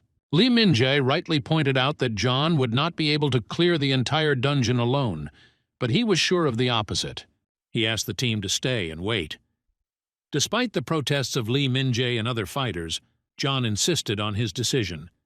Equipped with a torch, he went forward. Relying on the sense of magical energy, John hoped that it would lead him to the dungeon boss. Along the way, he came across many sleeping larvae. They looked repulsive, but they didn't attack. The aura emanating from John made him one of them. As John moved deeper into the dungeon, he felt the magical energy become more and more powerful. And finally, he found himself in front of a giant larva, the boss of the dungeon. Using the skill Chief's Eye, he confirmed the target. Without support, without additional reinforcements, John clutched only his knife in his hands and prepared for battle. However, something unexpected happened. A strange energy began to emanate from the larva, and to John's surprise it looked at him with tenderness. The monster seemed to have taken him for its cub. John froze, unsure of how to react. He felt he could win, but he hesitated. This situation did not fit into any of his previous experiences. Looking around, he noticed piles of human skeletons, probably dead subway workers. It reminded him that monsters were outsiders who had not only invaded the human world, but had remade it for themselves. John knew there was to be no mercy. Clutching the knife, he gathered his courage. The system reported that he had successfully completed the cleanup. The mother of the larvae had been defeated. The dungeon began to disappear, and with it the threat. Some movement began, and at first the fighters thought that the larvae had become active again. However, soon a message came from John. He said that he defeated the dungeon boss. This was their chance. While the rest of the monsters were disoriented by the loss of their leader, they could clear the rest of the dungeon. John was waiting for the squad at the end of the road. The system has confirmed. The dungeon sector has been cleared. John became the first person to do this and received the corresponding award. His rank rose, now he was listed as a good boss. He also received a new skill, loaf and fish, which allows him to feed a crowd with a minimum of ingredients. Although the overall increase in stats was small, the fact itself was important. The other fighters also received a reward, the group skill Legion Aura, available to guild members. They could now recognize allies by their Legion mark, making coordination easier. The sergeants rushed to John, concerned about his condition, but he assured them that he was fine. He thanked the team for their excellent work and ordered them to collect only those trophies that could be useful for cooking. They also began to cut up the boss's carcass. John apologized for getting more rewards, but the others assured him that it was okay. They got experience too, especially the mages. He realized that without the skill Absolute Taste, he wouldn't have been able to cope. Li Mingjie called him over and discovered something that looked like a passage. After the boss died, the space began to recover and now looked like a real metro station. According to Mingjie, the passage connected this station with another. This could have been a transport corridor previously used by the army. This discovery was extremely important. Movement between cities was limited, and the tunnel provided an opportunity for safe logistics. The squad returned to base. John was given new information. Through his binoculars, he noticed a camp nearby. People had begun to settle near their base. It turned out that they arrived shortly after the main force left. Instead of attacking, they simply occupied the building nearby. John took this as a positive sign. The expansion of numbers could be beneficial. However, the lieutenant noted that the new arrivals refused to join their ranks. Mingjie assumed that people only wanted safety but were not going to obey the guild's rules. Kuang Il recalled that previously such survivors considered them deserters. The situation had changed. John suggested that the positive rumors might have come from Sua's words.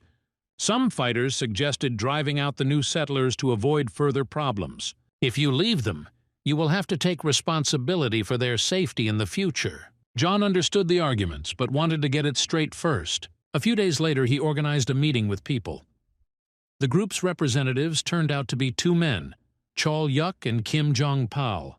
They were met from the guild by Lieutenant Kim, whom John had appointed as their official representative. John himself stayed aside to observe what the strangers' intentions would be. The men admitted that they had previously believed that there were no more soldiers left in the area.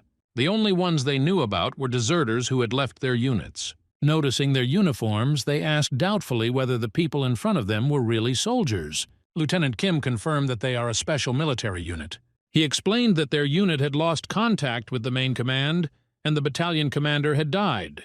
Hearing this, the men became curious.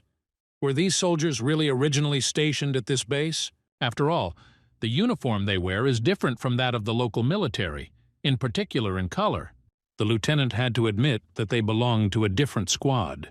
The original base had been destroyed by monsters, and when they arrived here, the place was already empty. All the inhabitants were dead. This admission angered one of the men, who blamed the military for not coming to help sooner, since so much time had passed. Kim calmly explained that their squad had survived in difficult conditions and constantly encountered monsters. They had to fight for their lives, and they physically could not ensure the safety of every survivor. Moreover, some groups previously refused assistance, considering them deserters. John noted to himself that the situation had changed now. They had food that they were willing to share. The men suggested getting straight to the point. Lieutenant Kim, in turn, asked if he could ask them a few questions. He asked why they refused to join their squad. The interlocutors admitted that they perceived the word join as forced enrollment into the ranks of soldiers, and they have many children and old people who are unable to fight. John watched the exchange, wondering if he should mention the awakening. It might scare people. Then the men asked, if they did join, would the detachment feed and protect them? They didn't want to be a burden. Kuang Il and Lee Min-jae followed the conversation in silence. Before the meeting, John gave Lieutenant Kim jerky number 3. It enhanced hearing. This allowed John to pass on instructions to Kim without being noticed. The lieutenant told the men that they could settle near the base, but on one condition: they would have to provide food or fuel in exchange for protection. The men thought about it. It seemed to them like a tax. Kim agreed, noting that the military structure has been built on resource allocation from the start. He also assured that the detachment would indeed protect them, but the efforts of the soldiers alone might not be enough. He got to the main point. Most of the units did not survive, and now they need to build up their strength. If groups of people unite, it can form the basis of a new society. Their goal is the revival of humanity. The men asked a clarifying question. How does this relate to taxes? The lieutenant replied that conflicts arise in any society, and only the presence of power allows them to be resolved. This system is the path to order. The second man was hesitant at first, but they still agreed to the terms. Kim promised that the taxes would not be excessive, and that alternative forms of exchange would be possible. However, he insisted on one thing. They should not interfere with those who wanted to join the military detachment voluntarily. John understood that expanding the squad was the key to survival. If people themselves want to become part of their region, it will make it easier for them to grow and strengthen their influence. The lieutenant gave the men time to think. Then one of them expressed a desire to buy the right to cultivate the land. He had seeds and showed them to everyone. The military watched in amazement as a glow appeared from his palm and the seed began to sprout. It looked like a real miracle. The man proposed a deal. If the military agreed, he would give 90% of the harvest to them. It turned out that the man the soldiers were talking to was awakened. However, his ability was difficult to classify. It was different from combat skills. He admitted that he possessed an unusual power, but due to certain circumstances, he could not use it to its full extent. When John asked why he was willing to give away as much as 90% of his harvest, as if he were working for free, the farmer confidently stated that the remaining 10% would be enough for him. He explained that his profession is a farmer, and next to the base there is a plot of land on which he once worked. The farmer does not claim ownership but would like to use it again. In exchange for permission to farm the land, he promised to give the military 90% of the harvest. The offer seemed like a great deal to everyone. The lieutenant could not refuse such an initiative. John, knowing that the party's diet consisted mainly of meat, felt that the farmer would do them a great service by providing them with a balanced diet. People were promised that they would be provided with everything they needed to cultivate the land. After a short rest, the team got back to work. Engineers collected materials and drivers helped with transport. John and the farmer went to inspect the area. He praised the chosen planting zone, and John asked him to make a list of crops to plant by zone. When John asked why the farmer had chosen their base, he admitted that he had heard rumors about the raiders being defeated by a real military detachment.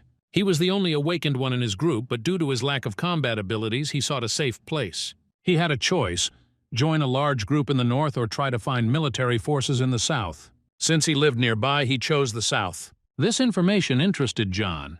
He had already heard about the northern group. Rumor has it that they had a bunker with a large supply of weapons and food. The farmer added that the monsters were becoming stronger, and soon it would be impossible to survive without military force. He hoped that the northern group would not be stronger than John's detachment. John called a council and proposed an idea. Instead of confronting the northern group, it would be better to try to unite with them in an alliance. An army consisting of one unit cannot be complete. Combined efforts will give a better chance of survival. Everyone supported his decision, although they understood that the task would be difficult since they knew nothing about this group. A few days later, they prepared a detachment and set out on their journey. John temporarily handed over control of the base to Lee Min-jae and Lee Sana. John took with him several men from each battle group as well as Sua. Her unique vision could prove indispensable. As a result, the detachment numbered just over 10 people, about a third of the entire combat power of their unit. They set out on their journey in vehicles, which should have been enough to complete the task. The road turned out to be long. It was unusually quiet around. John noted that the number of monsters and zombies around had decreased significantly. This could only mean one thing. Someone was in control of the territory. He asked Sue if she saw anything. The girl had not noticed anything suspicious yet, but according to available information, there should have been survivors somewhere nearby. After some time, she caught movement. An image of a house appeared in front of her, with people standing near it. She estimated the distance to the target to be about 1 kilometer. John immediately ordered to prepare for a possible collision. The soldiers got out of their cars and took up positions along the perimeter. All were armed and ready to fight. John asked the snipers if they had visibility. They confirmed that they were in position and ready for action. Through the scope, they saw the number of people. John was informed that the men were unarmed but had combat experience. One of the snipers recognized the man among the people. They had once helped his group. He passed the information on to John, assuring him that these people were not enemies. The man said that they had recently arrived here and were waiting to join the guild. They were not accepted immediately. They had to earn trust. According to him, there was enough food in the camp and there were no monsters nearby. He offered to let John take their provisions and even offered to help with a recommendation so that they could join this group too. John noted that they didn't come to join the guild, but he liked the idea. The man assured that the awakened soldiers would quickly pass the test. This group readily accepted capable people. John's squad remained waiting nearby and hid the transport. The verification process was successful. Those who applied were checked to rule out past criminal behavior. The people who were accepted were happy. A representative of their group was asked to go and meet with the head of the guild. The man told them about some fighters he knew who were worth accepting into the guild. However, the guild representative was not interested in this information. There was a huge queue of people wanting to join their ranks. The man then explained that these fighters were real soldiers with combat experience and awakened abilities. The representative became interested and decided to meet with them. He led the man to an abandoned building where the meeting was supposed to take place. Once inside, the man felt that something was wrong. The room was dark, empty, and filled with threat. His companion disappeared.